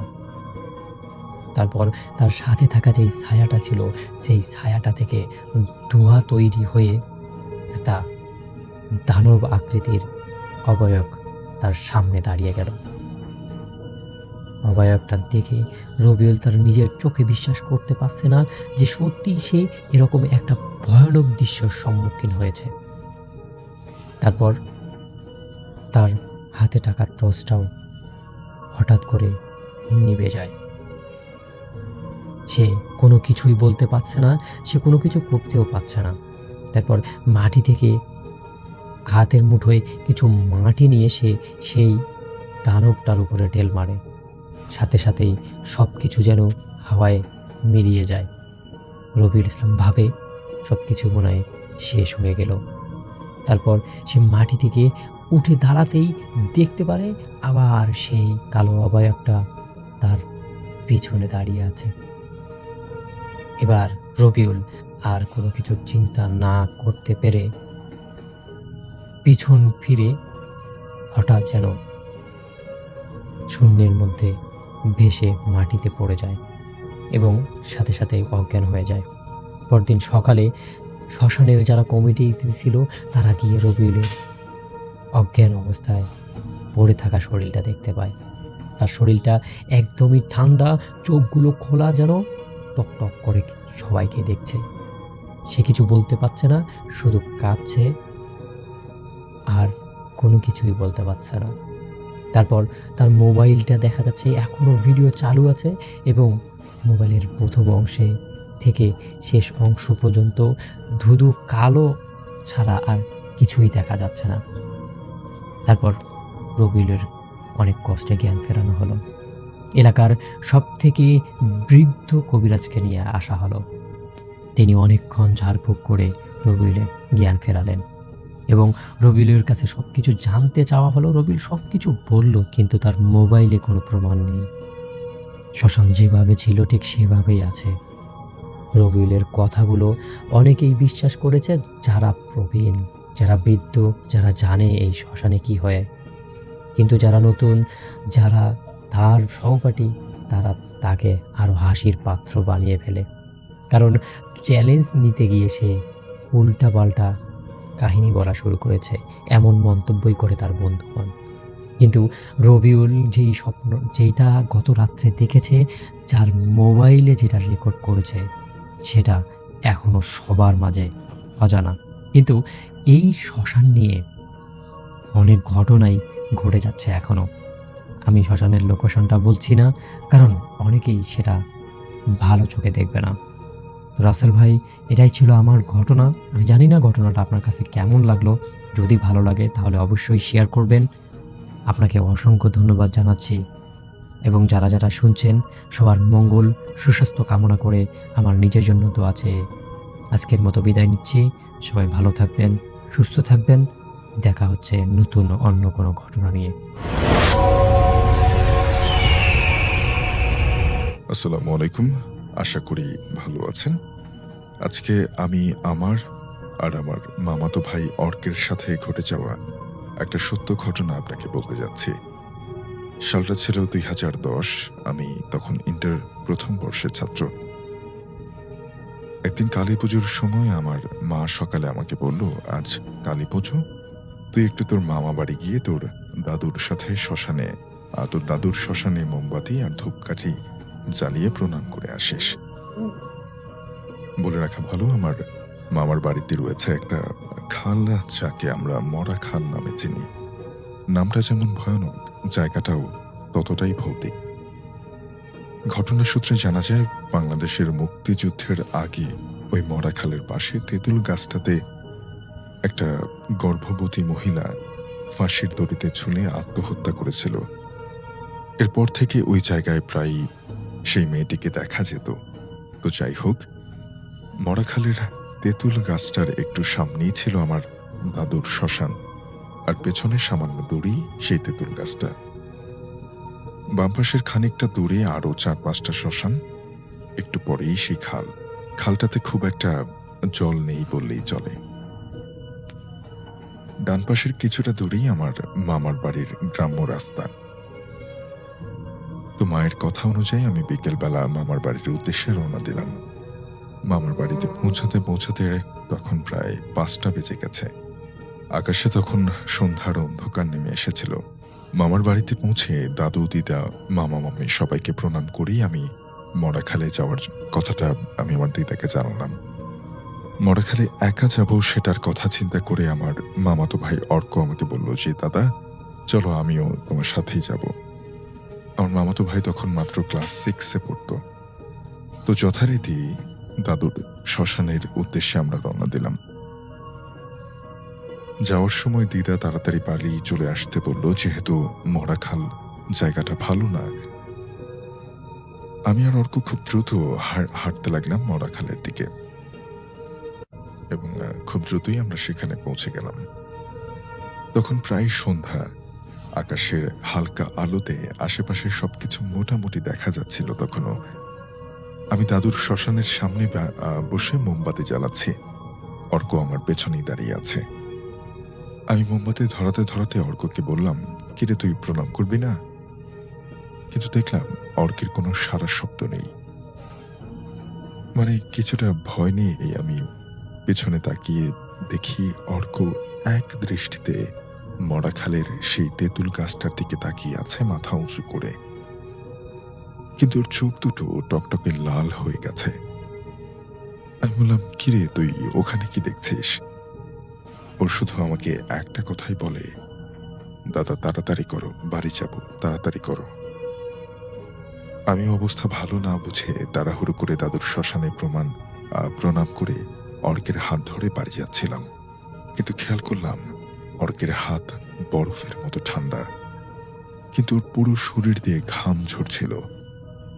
আসার পথে আমি ওকে অনেকগুলো কথাই বলছিলাম, কিন্তু ওর কোনো সারা শব্দ নেই। ও রোবটের মতো হেঁটে যাচ্ছে। সেসব চিন্তা না করি আমি ওকে নিয়ে মামার বাড়ির উঠানে পৌঁছে গিয়ে দেখি অর্ক হুট করে সেন্সলেস হয়ে পড়ে গেল। আমি এটা দেখে রীতিমতো ভয় পেয়ে গেলাম। কি থেকে কি হয়ে গেল আমি কিছু বুঝতে পারিনি। এদিকে মামা মামাই অর্কের এমন অবস্থা দেখে কান্না করতে শুরু করে দিল। আমি আর দিদা অর্ককে কোলে নিয়ে ওকে বিছানায় শুইয়ে চোখে মুখে পানি দিতে লাগলাম। প্রায় 3-4 মিনিট পরে অর্কের জ্ঞান ফিরে আসে। আমি হন্তদন্ত হই। সবার আগেই অর্ককে জিজ্ঞেস করলাম, কিরে তোর কি হয়েছে? আমার সাথেই তো ছিলে, তুই কি ভয় পেয়েছিলি? ও আমাকে বলে, দাদা তুমি যখন শ্মশানে মোমবাতি ধরাচ্ছিলে হঠাৎ আমার চোখ গেল মরাখালের ওই তেঁতুল গাছটার দিকে। আমি দেখলাম তেঁতুল গাছের একটা মেয়ে তেঁতুল গাছের উপরে বসে আছে এবং তার চেহারাটা খুব বাজে রকম। কোলে একটা বাচ্চা, গলায় একটা দড়ি পেঁচানো তেঁতুল গাছের একটা ডালে। মেয়েটি আমার দিকে তাকিয়ে খুব বাজেভাবে বিশ্রী হাসি দিচ্ছিল এবং তার মুখ দিয়ে কেমন যেন রক্তের মতো কি যেন ঝরছিল। কোলের বাচ্চাটার আমি দেখলাম, খেয়াল করি তার কোনো চোখের মনি কিছুই দেখা যাচ্ছে না। এটা দেখে আমি আর নিজেকে ধরে রাখতে পারিনি। আমি প্রচুর ভয় পেয়েছি, কিন্তু ওই সময় তোমাকে বললে যদি আমাদের আরো ক্ষতি করতো, এই জন্য আর কিছু বলিনি। এই ঘটনার পরে আমার দাদু আমার মামার বাড়ির মনসা মন্দিরে পুরোহিতকে দিয়ে অর্ককে ঝাড়ফুঁক করিয়ে নেয়। তবে এই ঘটনার 13 দিন পর্যন্ত অর্কের গায়ে প্রচন্ড জ্বর থাকে। এরপরে অর্ক সুস্থ হলেও তার একটা নতুন সমস্যা দেখা দেয়। সেটা হলো সে প্রতি রাতেই ঘুমের ঘোরে সেই মরাখালের তেঁতুল গাছের নিচে চলে যায়। আমার মামা অনেকবারই তাকে খুঁজতে খুঁজতে সেখানে গিয়ে তাকে নিয়ে এসেছে। ঘরের দরজা আটকে কোনোভাবেই তাকে বাধা দেওয়া যেত না। সে সবাই ঘুমের মধ্যেই সেই মরাখালের তেঁতুল গাছের নিচে চলে যেত। বর্তমানে এই সমস্যার কারণেই আমার মামা মামি শহরে বসবাস করে। এই ঘটনার সময়কাল হচ্ছে 2000 সাল। তখন শুভ্র স্কুলে পড়ে। আর শুভ্রর বাবা একটি বড় কোম্পানিতে, মাল্টিন্যাশনাল কোম্পানিতে চাকরি করতো বাংলাদেশে, এবং তার বাবার চাকরির সুবাদে বিভিন্ন বিভাগীয় শহরে মুভ করা লেগেছে কয়েকবার। তো এই জন্য শুভ্রর পড়াশোনারও কিছুটা হ্যাম্পার হতো। তো শুভ্রর সেই পড়াশোনার সেই সময়টাতে তার বাবা হঠাৎ মুভ হয় ঢাকাতে, এবং চিটাগং থেকে তাদের মুভ করে ঢাকায় আসতে হয়। এবং এই আকস্মিক ঢাকায় আসাটা তার বাবার জন্য বেশ একটু কষ্টের ছিল, কারণ হঠাৎ করে সবকিছু মুভ করে শুভ্রর স্কুল চেঞ্জ করে চলে আসা, এটা বেশ টাফ একটা কল হয়ে যায় তার জন্য। যাই হোক, তারপরও তিনি অনেক কষ্টে, মানে খুব শর্ট নোটিসে উনি চেষ্টা করেন যে আস্তে ধীরে দ্রুত মুভ করে চলে আসার জন্য, এবং তারা চলে আসেন শুভ্ররা। এবং শুভ্রদেরকে বাসা খুঁজতে তখন হেল্প করেন শুভ্রর বাবার এক ফ্রেন্ড। তিনি ছিলেন একজন খ্রিস্টান ভদ্রলোক, এবং তিনি শুভ্রর বাবার খুব গুড ফ্রেন্ড ছিলেন। এবং তিনি বাসা খুঁজতে গিয়ে আসলে শুভ্রর বাবাকে যে হেল্পটা করেন সেটা বলেন যে, বন্ধু আমি তো খুব ভালো কোথাও তোমাকে বাসা আপাতত খুঁজে দিতে পারছি না, যেটা পারছি আমি আমার একটা কমিউনিটি আছে, সেই কমিউনিটিতে আমি একটা বাসা আছে, একটা ফ্ল্যাট, যে ফ্ল্যাটটা বেশ কিছুদিন খালি পড়ে আছে, এবং ওই ফ্ল্যাটটাই তোমাকে আমি খুঁজে দিতে পারি। পরবর্তীতে তোমার পছন্দ না হলে তুমি বাসা চুজ করে নিও, অন্য একটা খুঁজে নিয়ে নিও। তো শুভ্রর আব্বা অবশ্যই বলে, হ্যাঁ এটা তো সবচেয়ে বড় হেল্পের, অনেক বড় হেল্প, আমাকে ওই বাসাটাই নিয়ে দাও। তো যাই হোক, শুভ্রর সেই আঙ্কেল শুভ্রদেরকে সেই বাসাটাকে ভাড়া নিয়ে দেয়। এবং বাসাটা কোথায় ছিল সঙ্গত কারণে শুভ্র জানাতে নিষেধ করেছে, এবং আমিও বলছি না এলাকাটা। তো যাই হোক, যেখানেই ছিল সেই জায়গাটা বেশ কোয়াইট ছিল, এবং যেটা ছিল বেশ মেন রোডের আশেপাশে, এবং ভেতরের যে জায়গাটা ছিল সেটা একটা কমিউনিটি, এবং সেই কমিউনিটির মধ্যে বেশ কোয়াইট একটা বেশ বড় জায়গা জুড়ে অনেকগুলো অ্যাপার্টমেন্ট। তার মধ্যে একটা অ্যাপার্টমেন্ট ছিল কর্নারের দিকে শুভ্রদের জন্য। বাট শুভ্রর কাছে প্রথম দিকে একটু অস্বস্তি লাগলো, বাট বেশ ভালো লাগে কোয়াইটনেস এর কারণে, কারণ শুভ্র নিজে খুব কোয়াইটনেস পছন্দ করতো এবং তার কাছে বেশ ভালো লাগে। সে ক্লাস 8-এ পড়তো তখন, এবং শুভ্র নিজে একটু কোয়াইট টাইপের ছেলে ছিল। সে খুব একটা মানে আর কি হই হুল্লোড় পছন্দ করতো না। তো যাই হোক, তো যখন তারা ওই বাসাটায় মুভ করে আসে, শুভ্রর কাছে বেশ ভালোই লাগে কমিউনিটিটা, কারণ মানুষজন গোছালো এবং মানুষ মানুষের সাথে মানে কথা সেরকম ভাবে বেশি বলে না আর কি, মানুষের সাথে জাস্ট কার্টিসি মেনটেন করে কথা বলে, এবং যেটা শুভ্রর পছন্দ সেভাবেই সে খুব লাইক করে এর জন্য এলাকাটা। এবং হেঁটে সে দেখে, ঘুরে ঘুরে দেখে সেই যে কমিউনিটিটা, এবং তখনকার সময় এই ধরনের কমিউনিটি খুব কমই ছিল এবং শুভ্রর কাছে বেশ ভালোই লাগে সেই কমিউনিটিটা। যাই হোক, তো সেখানে ওঠার পরে প্রথম দিন শুভ্ররা যখন বাসায় ওঠে, শুভ্রর আব্বা তখন আছে, প্রথম তারা মুভ করছে বাসা। শুভ্রর আব্বা তাদের সাথে থেকে মুভ করে দেয়। বাসার মধ্যে ঢুকে দেখে যে তাদের যে বাসাটায় যে অ্যাপার্টমেন্টটা উঠেছে সেটা বেশ কিছুদিন খালি পড়ে আছে, সুতরাং বেশ একটু কেমন ওয়াইট একটা মানে একটা সোডা সোডা গন্ধ বাসার ভেতরে। তো শুভ্রর আব্বা বলে ঠিক হয়ে যাবে, কাজ আমরা থাকলে দরজা জানলা খুলে রাখবো বেশিরভাগ সময়, এবং জানালা খুলে রাখলে বাতাস ঢুকবে এবং এই গন্ধ চলে যাবে। যদিও এখানে পেইন্ট করা হয়েছে, তারপরও একটা কেমন বদ্ধ গন্ধ আছে। তাছাড়া বাসাটার আরেকটা জিনিস যেটা দেখলো যে তারা যে অ্যাপার্টমেন্টটা বেশ অন্ধকার হয়ে থাকে, দিনের বেলা তাদের জানালা খুলে রাখতে হবে বা জানালার পর্দা সবসময় সরিয়ে রাখতে হবে, এরকম একটা ব্যাপার। তো তার বাবা বলে অসুবিধা নাই, দরকার হলে সারাক্ষণ লাইট জ্বলবে, অসুবিধা নেই, আর যদি ভালো না লাগে আমরা বাসা চেঞ্জ করে ফেলবো। তো অ্যাপার্টমেন্টের বর্ণনা ছিল এরকম যে অ্যাপার্টমেন্টে ঢুকতেই প্রথমেই তাদের একটি তাদের ড্রয়িং রুম মানে লিভিং রুম যেটা, সেই ড্রয়িং রুমের থেকে একটু সামনে গেলে হাতের ডান দিকে একটা বেডরুম আছে, এবং সেই বেডরুমটা মোটামুটি ছোট, এবং তারপরে যে রুমটা সেটা হচ্ছে প্রায় একই রকম সাইজের আরেকটা বেডরুম, আর তারপরে যেটা গেলে সেটা হচ্ছে ছোট্ট একটা রুমের মতো, এবং তার পাশেই বাথরুম আছে, বাথরুম অ্যান্ড কমন বাথরুম যেটা সেটা, আর একটা ছোট্ট স্টোর রুমের মতো, আর সেটার অপোজিটে হচ্ছে একটা বড় বেডরুম। তো শুভ্রর আব্বার কথা ছিল যে বড় বেডরুমটাতে উঠবে, বড় বেডরুমটা একদম কর্নারে পড়েছে, এবং কিন্তু তিনি আসলে বাসাটা গোছাতে পারতেছেন না। তিনি মোটামুটি প্রথমে এসে যেটা করেন, শুভ্রকে বলেন যে ঠিক আছে তুমি এক কাজ করো, তুমি সেকেন্ড রুমটায় থাকো, ফার্স্ট রুমটাতে তোমার আম্মু তোমার ভাইয়া নিয়ে থাকো। শুভ্রর একটা ছোট ভাই ছিল যার বয়স মাত্র 4 বছর, বলে তোমার আম্মু আর ছোট ভাই থাকো, আমি ফিরে আসলে আমি আর তোমার আমরা মুভ করে যাব বড় রুমটাতে একদম, আর তুমি মাঝখানে রুমেই থাকবা, আর কোনো অসুবিধা নাই, আর এই রুমটা আমরা খালি রেখে দিব, কেউ যদি আমাদের গেস্ট আসে থাকবে এখানে। এরকম ভাবে তারা মোটামুটি একটা সেট আপ করে শুভ্রর আব্বা 2 দিন ওখানে থাকেন এবং তারপর চলে যান। বলেন যে আমি আবার ফিরে আসছি, কারণ শুভ্রর আব্বার ওখানে অফিসে আরো কাজ আছে, ওগুলো শেষ করে ওনাকে নিজেকে মুভ করে পুরো চলে আসতে হবে। তো উনি 3-4 দিনের জন্য চলে যান। তো শুভ্রর আম্মু আর ছোট ভাই মিলে ওই বাসাটায় থেকে যেতে হয়, এবং শুভ্রর নতুন স্কুল শুরু হবে এন্ড এভরিথিং লাইক দ্যাট। তো তার আব্বা বলে যে তিনি ফিরে এসে শুভ্রকে স্কুলের ব্যাপারে সব সেট করবেন। তো যাই হোক, বাসাটার মধ্যে শুভ্রর আম্মু আর শুভ্রর ছোট ভাই 3 জন আছে, এবং শুভ্র একটু বাবা চলে যাওয়াতে একটু অস্বস্তি ফিল করে, কারণ এখানে আসলে সে তেমন কাউকে চিনছে না। তাদের যে নিয়ারেস্ট রিলেটিভ তারা থাকে হচ্ছে ক্যান্টনমেন্ট এলাকায়, এবং মোটামুটি একটা মানে আননোন পরিবেশের মধ্যেই তাদেরকে থাকতে হচ্ছে। তো যাই হোক, প্রথম রাত্রি তাদের সেই বাসায়, এবং বেশ কোয়াইট লাগছে। শুভ্র তার মায়ের সাথে কথা বলে হাঁটাচলা করছে, বাসাটাকে বা অন্য রুমগুলো চেক আউট করছে। তো বড় রুমটা যে বড় বেডরুমটাতে তার বাবা মার ওঠার কথা, সেটার কাছে যে শুভ্র গেট খুলে রুমের দরজা খুলে ভিতরে উকি দিয়ে দেখে অন্ধকার, এবং একটা জানালা আছে বাইরের দিকে, এবং সেই জানালা দিয়ে আলো আসছে, বাট বেশ কেমন জানি অন্ধকারটা কেমন জানি। তো তার মাকে বলে যে আম্মা এই ঘরটা এরকম কেমন জানি লাগে আম্মা। তো তার মা বলে যে আসলে ঘরে কেউ থাকতেছে না, এই জন্য এরকম লাগে। যাই হোক, তুমি গেট লাগাই দাও, তোমার আব্বু আসলে আমরা তো ওখানে সব গোছারোছে উঠে যাবো, কোনো অসুবিধা নাই। যাই হোক, এরকম ভাবেই গেটটা লাগাই দেয় শুভ্র, এবং তাদের বাসার অন্যান্য রুমগুলা তারা মোটামুটি গোছানো শুরু করে, মা ছেলে সবাই মিলে।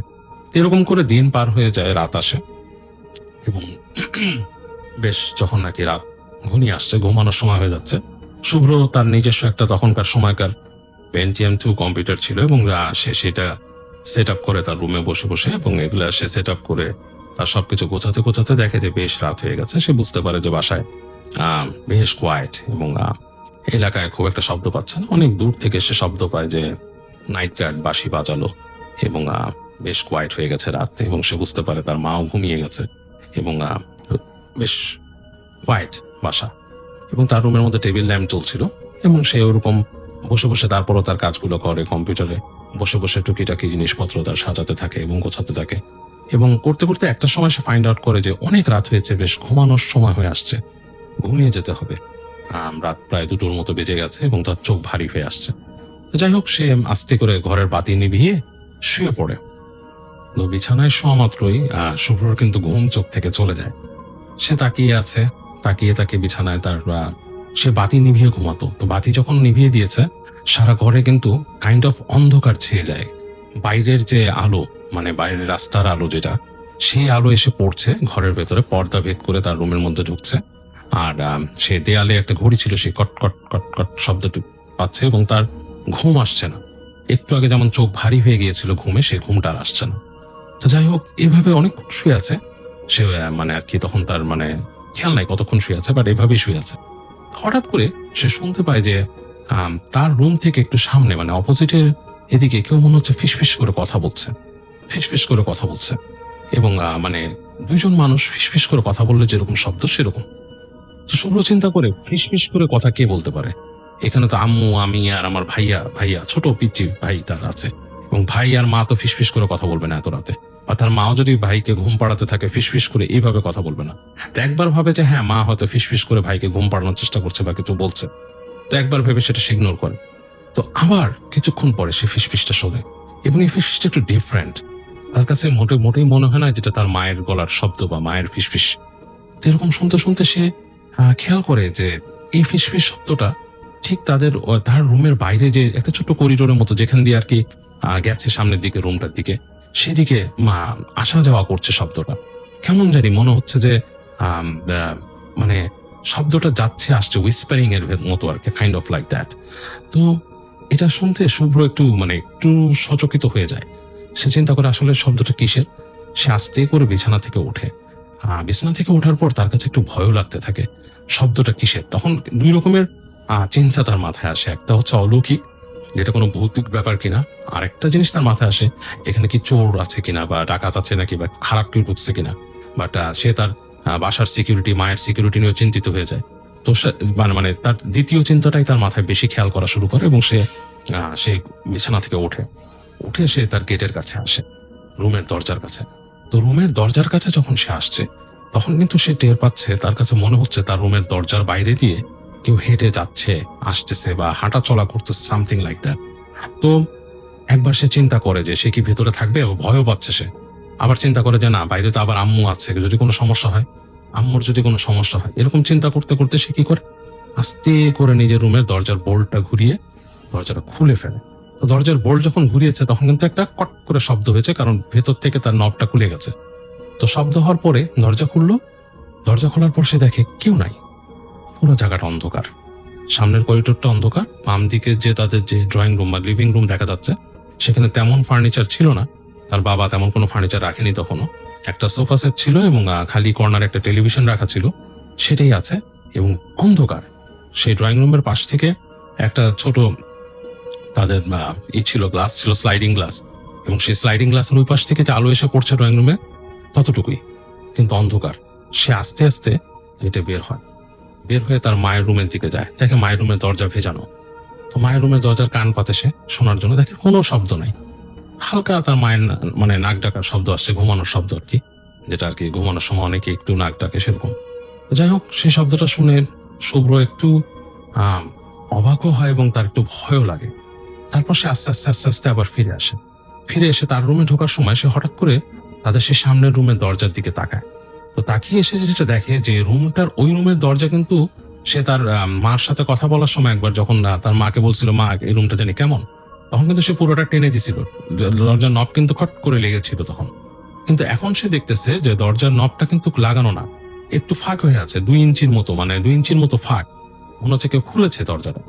তো শুভ্র আস্তেই করে যায়, সে রুমটার কাছে যেয়ে ওই ফাঁক দিয়ে উকি দেয় কিছুই দেখে না, অন্ধকার। ওই পাশে ওই রুমের যে জানালা আছে, সেই জানালা দিয়ে হালকা আলো এসে রুমের মধ্যে পড়ছে, কিন্তু সে কিছু দেখে না। তো সে এরকম দেখে সে আস্তে করে আবার ব্যাক করে আসে তার রুমে, এবং সে চুপচাপ শুয়ে পড়ে এবং দরজা লাগিয়ে দিয়ে শুয়ে পড়ে, এবং সে ঘুমানোর চেষ্টা করে আবার।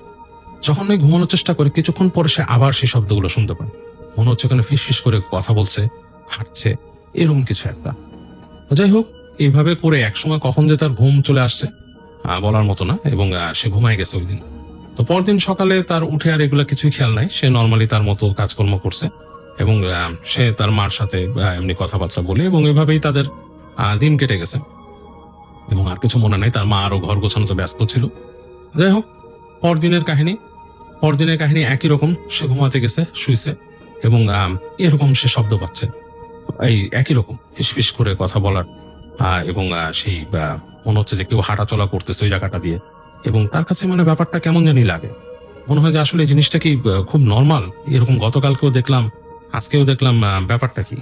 তো শুভ্র এবার উঠে যে আস্তে করে সে দরজাটা খুব আস্তে, যে দ্রুত খুব, এবার সে নবটা খোলার সময় নবের মধ্যে আঙ্গুল রেখে রাখে, যে জায়গাটায় মানে নবটা ঠাস করে বের হয়, সে জায়গাটা আঙ্গুল রেখে আস্তে করে সে ঘোরায়, এবং দরজাটা ঠিকই খুলে, এবার এতটা সাউন্ড করে না, কিন্তু একই ব্যাপার, ঠিক দরজা খোলার সাথে সাথে কোনো শব্দ নাই। তো শুভ্র না গায়ে কাটা দিয়ে ওঠে, শব্দ বন্ধ হয়ে গেল দরজা খোলার সাথে সাথে, এবং সে দরজাটা পুরো খুললো, তখন কেউ নাই, আবার সে কালকের মতোই একই অবস্থা। এবং সে তাকায় দেখে সাথে সাথে সামনের যে তাদের ওই যে বড় রুমটা, যেটাতে তার বাবার মুভ করার কথা, সেই রুমটাতে সে দেখে যে দরজাটা ঠিক আগের মতোই একটু ভেজানো। এবং সে তখন চিন্তা করে, দিনের বেলাকে আমরা কেউ গেট লাগাইছিলাম, হয়তো লাগাইনি, হয়তো এভাবেই রাখছি। এইবার সে হেঁটে হেঁটে যায় রুমটার কাছে, আবার চোখ দেয়, এবং চোখ দিয়ে সে কিছু দেখে না, রুমটার দেখে যে সেরকমই একটু আলো আলো পড়ে আছে বাইরে, এবং মানে কাইন্ড অফ লাইক একই রকম একটা অবস্থা।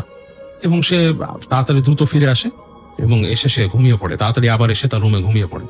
তো এইভাবে তার 2 দিন গেল, এবং তৃতীয় দিন যেটা হয়, সে বাসার মধ্যে বসে আছে, বাসার মধ্যে সে মোটামুটি ইউজড হয়ে গেছে দিনের বেলা। সে রাতের ঘটনাটা তার মনে আছে যে এরকম কিছু একটা হয়েছে গত 2 রাত। তো রাতের ব্যাপারটা নিয়ে সে আর খুব একটা মাথা ঘামাচ্ছে না। তো তৃতীয় দিন তারা যখন নাকি, সে যখন রাতের বেলা রাত 8টা-9টার থেকেই সে করতেছে, তার মতো কাজকর্ম করতেছে, তার স্টাডি চেষ্টা করতেছে, পড়াশোনাকে কি রেডি করতে হবে, নতুন স্কুলের ব্যাপারে চিন্তা ভাবনা করতেছে। এগুলো করতে করতে একসময় রাত হয়ে যায়, এবং তার মা তাকে খেতে রাখে, এবং খেতে রাখার পরে তার মার সাথে কথাবার্তা বলে তার মাকে সে বলে, আম্মু ঠিক আছে, আমি ঘুমাতে যাই, এসে বলে সে সুন্দর করে ঘুমাতে চলে যায়। তো যাই হোক, তো তৃতীয় দিন অনেকক্ষণ সে শুয়ে আছে, কোনো শব্দ নেই, কিচ্ছু নেই। তো অনেকক্ষণ পরে তৃতীয় দিন তার হঠাৎ করে ঘুমটা লেগে আসছে, তার মনে হচ্ছে সে ঘুমিয়ে গেছে প্রায়। এরকম সময় হঠাৎ করে তার কাছে মনে হয় যে সে তার ছোট ভাইয়ের শব্দ শুনতে পায় গলার।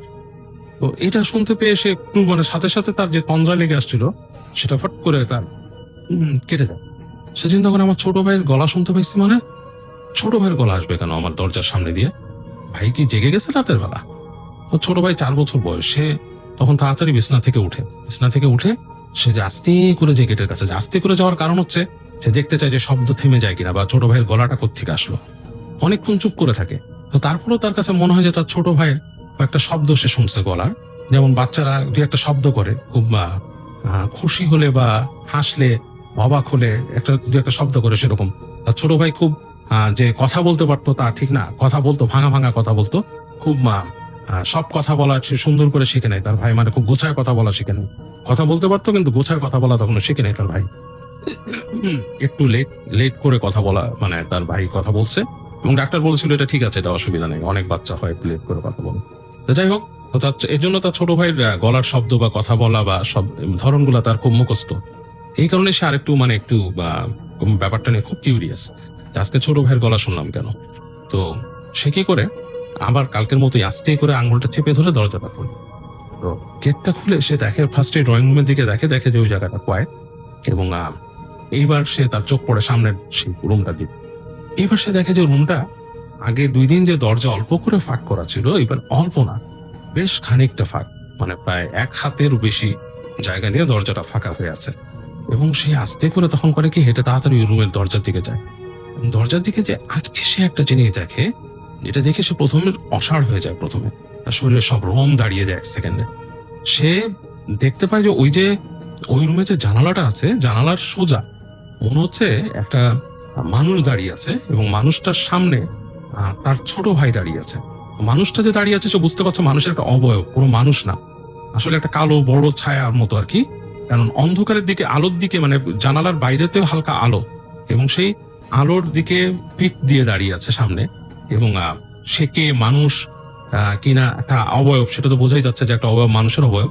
আর তার ছোট ভাইকে সে বুঝতে পারছে সামনে দাঁড়িয়ে আছে।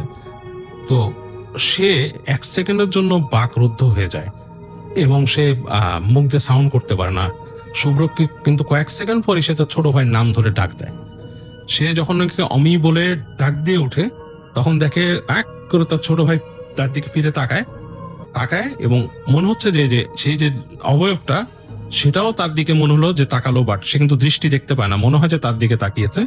এবং 1 সেকেন্ডের মধ্যে সেটা মনে হলো করে একটা কাপড় যেরকম পড়ে যায় মাটিতে, সেইভাবে পড়ে গেল। এবং তার ভাইয়ের একটা চিৎকার, সাথে সাথে চিৎকার করে কেঁদে ওঠার শব্দ, এবং তার ভাইয়ের যে হঠাৎ করে আর্তচিৎকার করে কেঁদে ওঠার শব্দে তার মা লাভ দিয়ে কি হয়েছে বলে রুম থেকে দৌড় দিয়ে বের হয়ে আসে। এবং মানে জিনিসগুলো খুব অল্প সময়ের মধ্যে ঘটে। শুভ্রর কাছে এটা আসলে আনএক্সপ্লেইনড একটা ব্যাপার, বা অল্প সময়ের মধ্যে, মানে সে আসলে ক্লাস 8-এ পড়া ছিল, সে নিজেও যে খুব বেশি স্ট্রং পার্সোনালিটি বা তার যে নার্ভ খুব শক্ত তা না। সে নিজেও মানে পুরোপুরি হতচকিত হয়ে যায় ব্যাপারটাতে। সে আসলে এটাতে খুব একটা মানে রাখতে পারে না, তাল রাখতে পারে না। সে থরথর করে কাঁপছে, তার ভাই চিৎকার করে কাঁদছে, তার মা দৌড় দিয়ে আসে, এসে বলে কি হয়েছে। মাও আসলে পুরো সেন্স রাখতে পারে না। মা এসে শুভ্রকে বলে তুমি এখানে কি করতেছো, তাকায় দেখে ছোট ভাই তার চিৎকার করে কাঁদতেছে। তার মা দৌড় দিয়ে যায়, ছোট ভাইকে ধরে। তো তার ছোট ভাই পুরো শক্ত হয়ে গেছে, মানে শক্ত হয়ে চিৎকার করে কাঁদতেছে। শক্ত মানে কি, পুরা একটা মানে তার মনে হচ্ছে তার পুরো শরীর শক্ত হয়ে গেছে। মানে জিনিসটা হচ্ছে যে মানে সে তার 2 হাত 2 পা শক্ত করে সোজা করে চিৎকার করে কাঁদতেছে, এমন চিৎকার আর্তচিৎকারের মতো। তো শুভ্রর আম্মা তো নিজেই কান্না শুরু করছে, লাইট জ্বালায় দেয় বাসার বিভিন্ন জায়গায়, তাড়াতাড়ি লাইট জ্বালায়। তারা আসলে কি করবে দিশা পাচ্ছে না, তাদের কাছে যখন ফোনও ছিল না। তো এরকম একটা অবস্থা, ভয়ঙ্কর অবস্থা। তো যাই হোক, তো এই অবস্থায় শুভ্র তাড়াতাড়ি, তার মা কাঁদতেছে, তার মা দোয়া পড়তেছে, বাচ্চাকে ফু দিতেছে, এরকম অবস্থা। শুভ্র তাড়াতাড়ি গেট খুলে চিন্তা করে কাকে কি করবে। তো মানে কোনো কিছু করার মতো অবস্থা নাই। তো তার শুভ্র দৌড় দিয়ে যে তাদের পাশের যে ফ্ল্যাট ছিল সেখানে নক করে, জোরে নক করে। তো অনেকক্ষণ নক করার পরে ফ্ল্যাটের যে ভদ্রলোক সে গেট খুলে এসে বলে, মানে চোখের মধ্যে ঘুম এবং খুব অবাক কাণ্ড, বলে কি ব্যাপার, কি হয়েছে? তখন বলে যে আঙ্কেল, আমরা আপনাদের পাশে ফ্ল্যাটে, আমার ভাই কেমন জানি করতেছে, একটু আসবেন।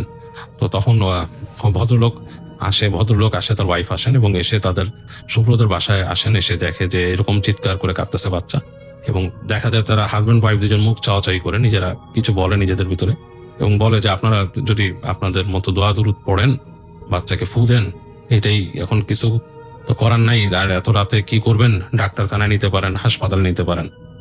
তো শুভ্রর আম্মা ওনাকে রিকোয়েস্ট করেন অনেক যে তাদের যদি কোনো উপায় থাকে বা তাদের ফোন থাকে, তাহলে যাতে তার রিলেটিভের সাথে কন্ট্যাক্ট করতে দেন। তো পাশের বাড়ির ভদ্রলোক অবশ্যই ভেরি নাইস মানুষ ছিলেন, তিনি তখনই সাথে সাথে তার বাসার থেকে ফোন আনেন এবং ফোন এনে তার শুভ্রর আম্মাকে কন্ট্যাক্ট করতে দেন। এবং শুভ্রর আম্মা কন্ট্যাক্ট করেন তার মামাকে, এবং তার মামা তখন তাড়াতাড়ি ওখান থেকে দোয়া করতে বলেন এবং বিভিন্ন দোয়া তুরুদ বলেন, বলে যে বাচ্চাকে ফু দিতে, পানি খাওয়াতে। এবং তিনি বলেন যে ভোরবেলা, দিনের বেলায় তিনি আসছেন বাসায়, এবং ততক্ষণ পর্যন্তই করতে, আর যদি মনে করে যে ইমার্জেন্সি, তাহলে যাতে হাসপাতালে নিয়ে যায়, আশেপাশে কোনো হাসপাতালে। তো শুভ্রর আম্মা কিন্তু বেশ দিশেহারা হয়ে গেছিল, এত রাত্রে আসলে কি করবেন তিনি বুঝতে পারছেন না। তো যাই হোক, তো শুভ্রর আম্মার মামা যিনি ছিলেন, তিনি ওই ফোনের মধ্যে বলে বাচ্চাটার কানের কাছে ধরতে। তো তিনি বাচ্চার কানের কাছে ফোন ধরার পরে তিনি দোয়া পড়েন এখান থেকে, এবং সেই দোয়া পড়াতে আস্তে আস্তে দেখা যায় বাচ্চাটা আস্তে আস্তে তার শরীরটা আস্তে আস্তে করে ছেড়ে দিয়েছে, মানে যে শক্ত হয়ে গেছিল সেটা সে ছেড়ে দিছে, এবং তার কান্নাটা অনেকটা থেমে গেছে, কান্নাটা থেমে যায়। এবং তার মামা বলেন ঠিক আছে, তুমি বাচ্চাকে দেখো, এবং মনে যদি করো যে কোনো সমস্যা আছে, তাহলে রাত্রেবেলা পারলে আশেপাশের হাসপাতালে কোথাও নিয়ে যাও প্রতিবেশীদের নিয়ে, আর আমি তো সকালবেলা আসতেছি। তো শুভ্রর আম্মা আরেকটা ফোন করেন তার শুভ্রর আব্বাকে জানান ব্যাপারটা। তো শুভ্রর আব্বাও খুব ওয়ারিড হয়ে যান, এবং তিনি সেখান থেকে বলেন যে ঠিক আছে, আমি যত দ্রুত পারি আমি আসতেছি, তোমরা দেখো কি করা যায়, আমাকে অবশ্যই জানায়। তো যাই হোক, এইভাবে আসলে রাতে তখন বাচ্চাটা আস্তে ধীরে শান্ত হয়ে যায়, শুভ্রর ছোট ভাই, এবং সে পাশের নেইবারকে অনেক ধন্যবাদ দেয় শুভ্রর আম্মা। নেইবার বলে ঠিক আছে, কোনো অসুবিধা নেই, আমরা তো আপনাদের পাশেই আছি, কোনো সমস্যা হলে আমাদেরকে জানান, আমরা আছি, অসুবিধা নেই। তো যাই হোক, শুভ্রর মা এবং শুভ্র বাকি রাত খুব টেনশনে থাকে। তার ভাইটা ঘুমের মধ্যে কেঁপে উঠছিল, এবং তার মা বুঝতে পারছে না আসলেই তাকে হাসপাতালে নেবে কিনা। তো দোয়া পড়ে তিনি ফু দেন এবং পানি ছিটিয়ে দেন, এবং এভাবে করে বাচ্চাটার সাথে রাত্রে ওরা দুজন মানে সারা রাত শুভ্র এবং শুভ্রর আম্মা থাকে এবং দেখে যে বাচ্চা বেশ মানে কেঁপে কেঁপে উঠছে ঘুমের মধ্যে। তো যাই হোক, পরদিন সকালবেলা শুভ্রর সেই নানা মানে শুভ্রর আম্মার মামা আসলে পরে তার মামা এসে বলে কি হয়েছে, তখন বলে যে বাচ্চা এরকম এরকম, শুভ্র বলে যে এরকম এরকম দেখছি। তখন বলে যে তো বাচ্চা তো তাহলে মনে হয় খারাপ কিছু দেখছে, তখন কি করব, তো আমি একজন এরকম হুজুর আছে ওনার কাছে নিয়ে আসি বা ওনাকে নিয়ে আসি আমি এখানে। তো এরকম বলেন, তো বলে যে ঠিক আছে। তো শুভ্রর আম্মা বলে আপনি নিয়ে আসেন, এনে দেখেন কি করা যায়, বাচ্চার কি দেখছে, বাচ্চা কি দেখলো, কেন ভয় পেলো এরকম। তো এরকম অবস্থায় শুভ্রর সেই নানা চলে যায় এবং তিনি দিনের বেলা দুপুরের পরে, এবং এর মধ্যে কিন্তু শুভ্রর ভাই কিন্তু ঠিক ঘুমাচ্ছে, সে কিন্তু আর সে উঠে নেয় ঘুম থেকে। এবং ঠিক দুপুরের পরে শুভ্রর নানা সেই ওখানকার তার সাথে করে একজন হুজুরকে নিয়ে ওইখানে আসেন। তো হুজুর ওই বাসায় ঢোকার সময়, অ্যাপার্টমেন্টে ঢোকার সময় বলে যে অ্যাপার্টমেন্টটা তো ভালো না, এখানে তো সমস্যা আছে, মানে বড় রকমের সমস্যা আছে, এখানে খুব খারাপ খারাপ জিন থাকে, এখানে কোনো খুব খারাপ একটা জিনের বসবাস আছে এবং অ্যাপার্টমেন্টটা ভালো না। বলছে কিভাবে বুঝলেন, বলে আমি বুঝতে পারছি এবং সেই জিন আমাকে এখানে সিগন্যাল দিয়ে দিছে আসার পরে। তো শুভ্রর নানা তাকে অনেক বুঝায় বলে যে আপনি দেখেন কি করতে পারেন। তো হুজুর বলে ঠিক আছে আমি দেখতেছি। তো হুজুর বাসায় ঢোকার পরে হুজুর যখন বাসায় ঢুকছে তখনই শুভ্রর সেই ছোট ভাই রুম থেকে প্রচন্ড জোরে কান্না শুরু করছে আবার, এবং একদম পুরো নাকি তার হাত পা পুরো সোজা হয়ে গেছে, স্ট্রেট, পুরো স্ট্রেট এবং শক্ত, এবং বাচ্চা কাঁদতেছে তো কাঁদতেছেই, তার কোনোই নেই, সে ক্রমাগত চিৎকার করে কেঁদে যাচ্ছে। তো হুজুর আর শুভ্রর আম্মা তো পাগলের মতো হয়ে গেছে। তো শুভ্রর নানা যে ছিলেন তিনি বলেন যে শান্ত হও। শুভ্রকে বলে যে দাঁড়া, আমাকে নিয়ে হুজুরের কাছে যেতে দাও। শুভ্রর আম্মাকে বলে তুমি শান্ত হও, এলে কিন্তু আসলে চিকিৎসা করা যাচ্ছে না। তো হুজুর যান বাচ্চাটার কাছে যায়, তিনি দোয়া পড়ে বাচ্চাটার মাথার মধ্যে হাতটা দিয়ে দোয়া পড়তে থাকেন। এবং তিনি যখন দোয়া পড়তেছেন তখন বাচ্চাটা আস্তে করে দেখা যাচ্ছে যে কাঁপা শুরু করে, তার কথা মানে সে কান্না বন্ধ হয়ে কাঁপতে থাকে। তিনি দোয়া পড়ে ঝাড়া শুরু করেন বাচ্চাকে, বারবার ঝাড়তেছে এবং সেই বাচ্চা যে কাঁদতেছে তার গলার স্বর নাকি এরকম হয়ে যাচ্ছিল বলার মতো না। শুভ্র নিজেই মানে ভয়ে সে মানে একদম কাঠ হয়ে গেছে তখন, কারণ সে এরকম জিনিস লাইফে এক্সপিরিয়েন্স করে নাই, তার ছোট ভাই এরকম অবস্থা। তো হুজুর তখন বাচ্চাটাকে ঝাড়তে থাকে, বাচ্চাটা দেখা যাচ্ছে কান্না থামিয়ে সে কেমন গড় করতেছে, এতটুকু একটা বাচ্চা, তার গলার স্বর শুনে অবাক হওয়ার দশা। তো হুজুর অনেক ঝেড়ে হুজুর বলে যে বাচ্চাটা তখন কোয়াইট হয়ে যায়, তখন তিনি বলে যে বাচ্চাটাকে পাশে সরায় রেখে পানি আনতে বলেন। তিনি পানি আনার পরে তিনি দোয়া পড়ে পানিতে ফু দিয়ে বাচ্চাটার গায়ে ছিটাই দিয়ে তখন তিনি বলেন যে আমি এখন ওই জিনের সাথে কথা বলবো। এক জিন আছে, জিন এসে এখানে এই বাচ্চাটাকে করছে এবং জিনটা আসর করছে বাচ্চাটাকে অন্য কোথাও, এই বাসার মধ্যেই জায়গা আছে, আমি বাসার জায়গাটা বের করব। তো তিনি হেঁটে যান, তিনি হেঁটে যে ঠিক হুজুর সেই রুমটা ডিটেক্ট করেন এবং বলে যে আমি এই রুমে ঢুকতেছি, আপনারা আমার সাথে কেউ আসবেন না, আপনারা আমি ঢুকতেছি এখানে, এই রুমের মধ্যেই সেই জিনটা আছে। তো বলে হুজুর সেই রুমের মধ্যে ঢুকেন এবং সেই রুমে ঢুকে তিনি দরজা লাগাই দেন।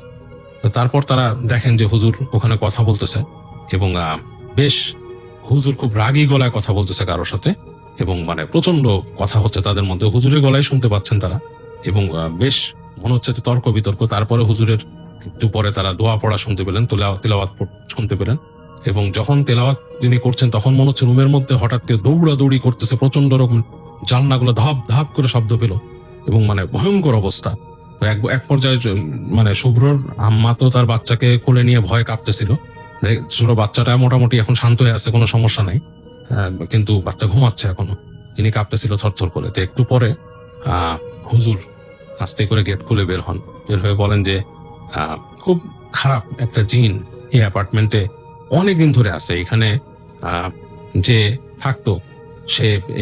থাকতো লোকটা, তিনি মানে জাদু করতেন, ব্ল্যাক ম্যাজিক প্র্যাকটিস করতেন, এবং যেটার ফলে এখানে এই জিনিসটা হয়ে আছে। তো আমি দোয়া পড়ছি, অনেক চেষ্টা করছি তাকে সরানোর, সে এখান থেকে সরবে না, এবং সে কিন্তু এই বাচ্চাকে আবার আসর করবে, তার নজরে বাচ্চার দিকে, আমি আপনাদেরকে প্রেফার করবো এই বাচ্চাকে নিয়ে বাসায় থেকেন না। তো তখন বলে যে আমি বাসাটাকে বন্ধ করতে পারি, কিন্তু বন্ধ করলে যে খুব একটা কাজ হবে তা না, এবং এই বাচ্চাকে তখন আপনাদের সবসময় নজরে রাখতে হবে। তো যাই হোক, ওই দিনই তখনই শুভ্রর ভাইকে শুভ্রর সে হুজুর কাইতন পড়ে দেন, কাইতন পড়ে 2 হাতে পড়ে বেঁধে দেন, কাইতন বেঁধে দেন, মানে কালো সুতা বেঁধে দেন, বেঁধে দিয়ে বলে যে আপনারা বাচ্চাকে এই বাসায় রাখবেনই না প্লিজ। তো এরকম বলার পরে তখন সেই শুভ্রর নানা, শুভ্রর আম্মা এবং শুভ্রকে নিয়ে তাদের বাড়িতে চলে যান ক্যান্টনমেন্টে, এবং তারা ওইখানে ওই বাসায় আর থাকেন না, বাসাটা তালা মেরে দিয়ে যান। শুভ্রর আব্বাকে জানানো হয় ব্যাপারটা, এবং শুভ্রর আব্বা পরে ঢাকায় এসে তিনি আস্তে ধীরে ওই বাসাটা মানে তার জিনিসপত্র সরিয়ে নেন, অন্য জায়গায় বাসা নেন। তো তিনি তখন যখন নাকি নিচ্ছেন তখন তার ফ্রেন্ডের সাথে কথা বলেন। তো ফ্রেন্ড বলে যে দেখ আমি শুনছিলাম এরকম যে কিছু একটা মানে ওই বাসাটার মধ্যে মানুষ ভয় পায় বা কোনো একটা সমস্যা আছে, এত ডিটেলসে আমি জানতাম না যে এরকম কিছু হবে। তো বা আমি আসলে সরি, আমি তো আসলে বুঝে শুনে তোমাকে এরকম করি নাই, বা বাসাটা সম্বন্ধে আমি শুনছিলাম যে বাসাটা নাকি অনেকে একটু ভয় টয় পায়। শুভ্র আব্বা বলে যে তারপরও তো একটু তুমি বুঝতে পারতা যে আসলে যেহেতু আমি আমার ফ্যামিলিকে প্রথম রেখে যাচ্ছি এখানে। যাই হোক, শুভ্রর যে ভাই তখন যে ভয় পাইছিল, এরপর থেকে শুভ্রর ভাইয়ের একটা প্রবলেম সবসময় হতো, সে ঘুমের মধ্যে ভয় পেত, কেঁপে উঠতে, এবং প্রায় 3-4 বছর তার এই সমস্যাটা ছিল, এবং সে হঠাৎ ভয় নীল হয়ে যেত। তো তাকে এর জন্য হুজুরের কাছে প্রায় যেতে হতো, হুজুর তাকে ঝেড়ে দিত, পানি পড়া দিত, জমজমের পানি তাকে ছিটাই দিত, এবং এইভাবে আস্তে ধীরে তার বাচ্চাটা আস্তে আস্তে ঠিক হয়ে যায়, শুভ্রর ভাই ঠিক হয়ে যায় আস্তে আস্তে, এবং তারা সময় সরে যায়। তো এটা ছিল শুভ্রর একটা বেশ জীবনে ঘটে যাওয়া ভয়ঙ্কর একটা কাহিনী, যেটা সে খুব ভয় পেয়েছিল জীবনে, এবং এটাই সে আমাদের সাথে শেয়ার করেছে। আসসালামু আলাইকুম প্রিয় লিসেনার্স, এতক্ষণ থেকে আপনাদেরকে অনেকগুলো ভয়ানক ঘটনা শোনানো হয়েছে। এই ঘটনাগুলোর মধ্যে থেকে কোন ঘটনাটি আপনার কাছে সব থেকে বেশি ভয়ানক বলে মনে হয়েছে সেটি কিন্তু জানিয়ে যেতে পারেন আমাদের কমেন্ট সেকশনে। আর এরকম ভয়ানক ঘটনাগুলো একত্রিত পাওয়ার জন্য অবশ্যই কিন্তু আমাদের চ্যানেলটি ভিজিট করবেন। আমাদের এই চ্যানেলটির মধ্যে প্রতিনিয়ত ভূত এফএম সহ অন্যান্য যে প্ল্যাটফর্মগুলো আছে সেই প্ল্যাটফর্মগুলোর ভয়ানক ঘটনাগুলো বাছাই করে আমরা কিন্তু আপলোড করে থাকি। তো প্রিয় লিসেনার্স, অবশ্যই আপনারা যারা এরকম ভয়ানক ঘটনাগুলো পছন্দ করেন তারা কিন্তু অবশ্যই চ্যানেলটি সাবস্ক্রাইব করবেন, এবং কোন বিষয়ের উপর আপনারা ঘটনা শুনতে চান, কোন ঘটনাগুলো আপনারা পছন্দ করেন সেটা কিন্তু জানাতে পারেন। তো প্রিয় লিসেনার্স, শেষ করছি আমাদের আজকের এপিসোড। আবার দেখা হচ্ছে নতুন এপিসোডে, নতুন আরো অনেকগুলো ভয়ানক সব ঘটনা নিয়ে। ততক্ষণ পর্যন্ত সবাই ভালো থাকবেন, সুস্থ থাকবেন। আপনাদের সবার মঙ্গল এবং সুস্বাস্থ্য কামনা করছি। শেষ পর্যায়ে এসে একটি কথা অনুরোধ থাকবে, যারা এখন পর্যন্ত আমাদের চ্যানেলটি সাবস্ক্রাইব করে রাখেননি অবশ্যই চ্যানেলটিকে সাবস্ক্রাইব করবেন, পাশে আসা বেল আইকনটি অন করে রাখবেন। সবার মঙ্গল এবং সুস্বাস্থ্য কামনা করে শেষ করছি।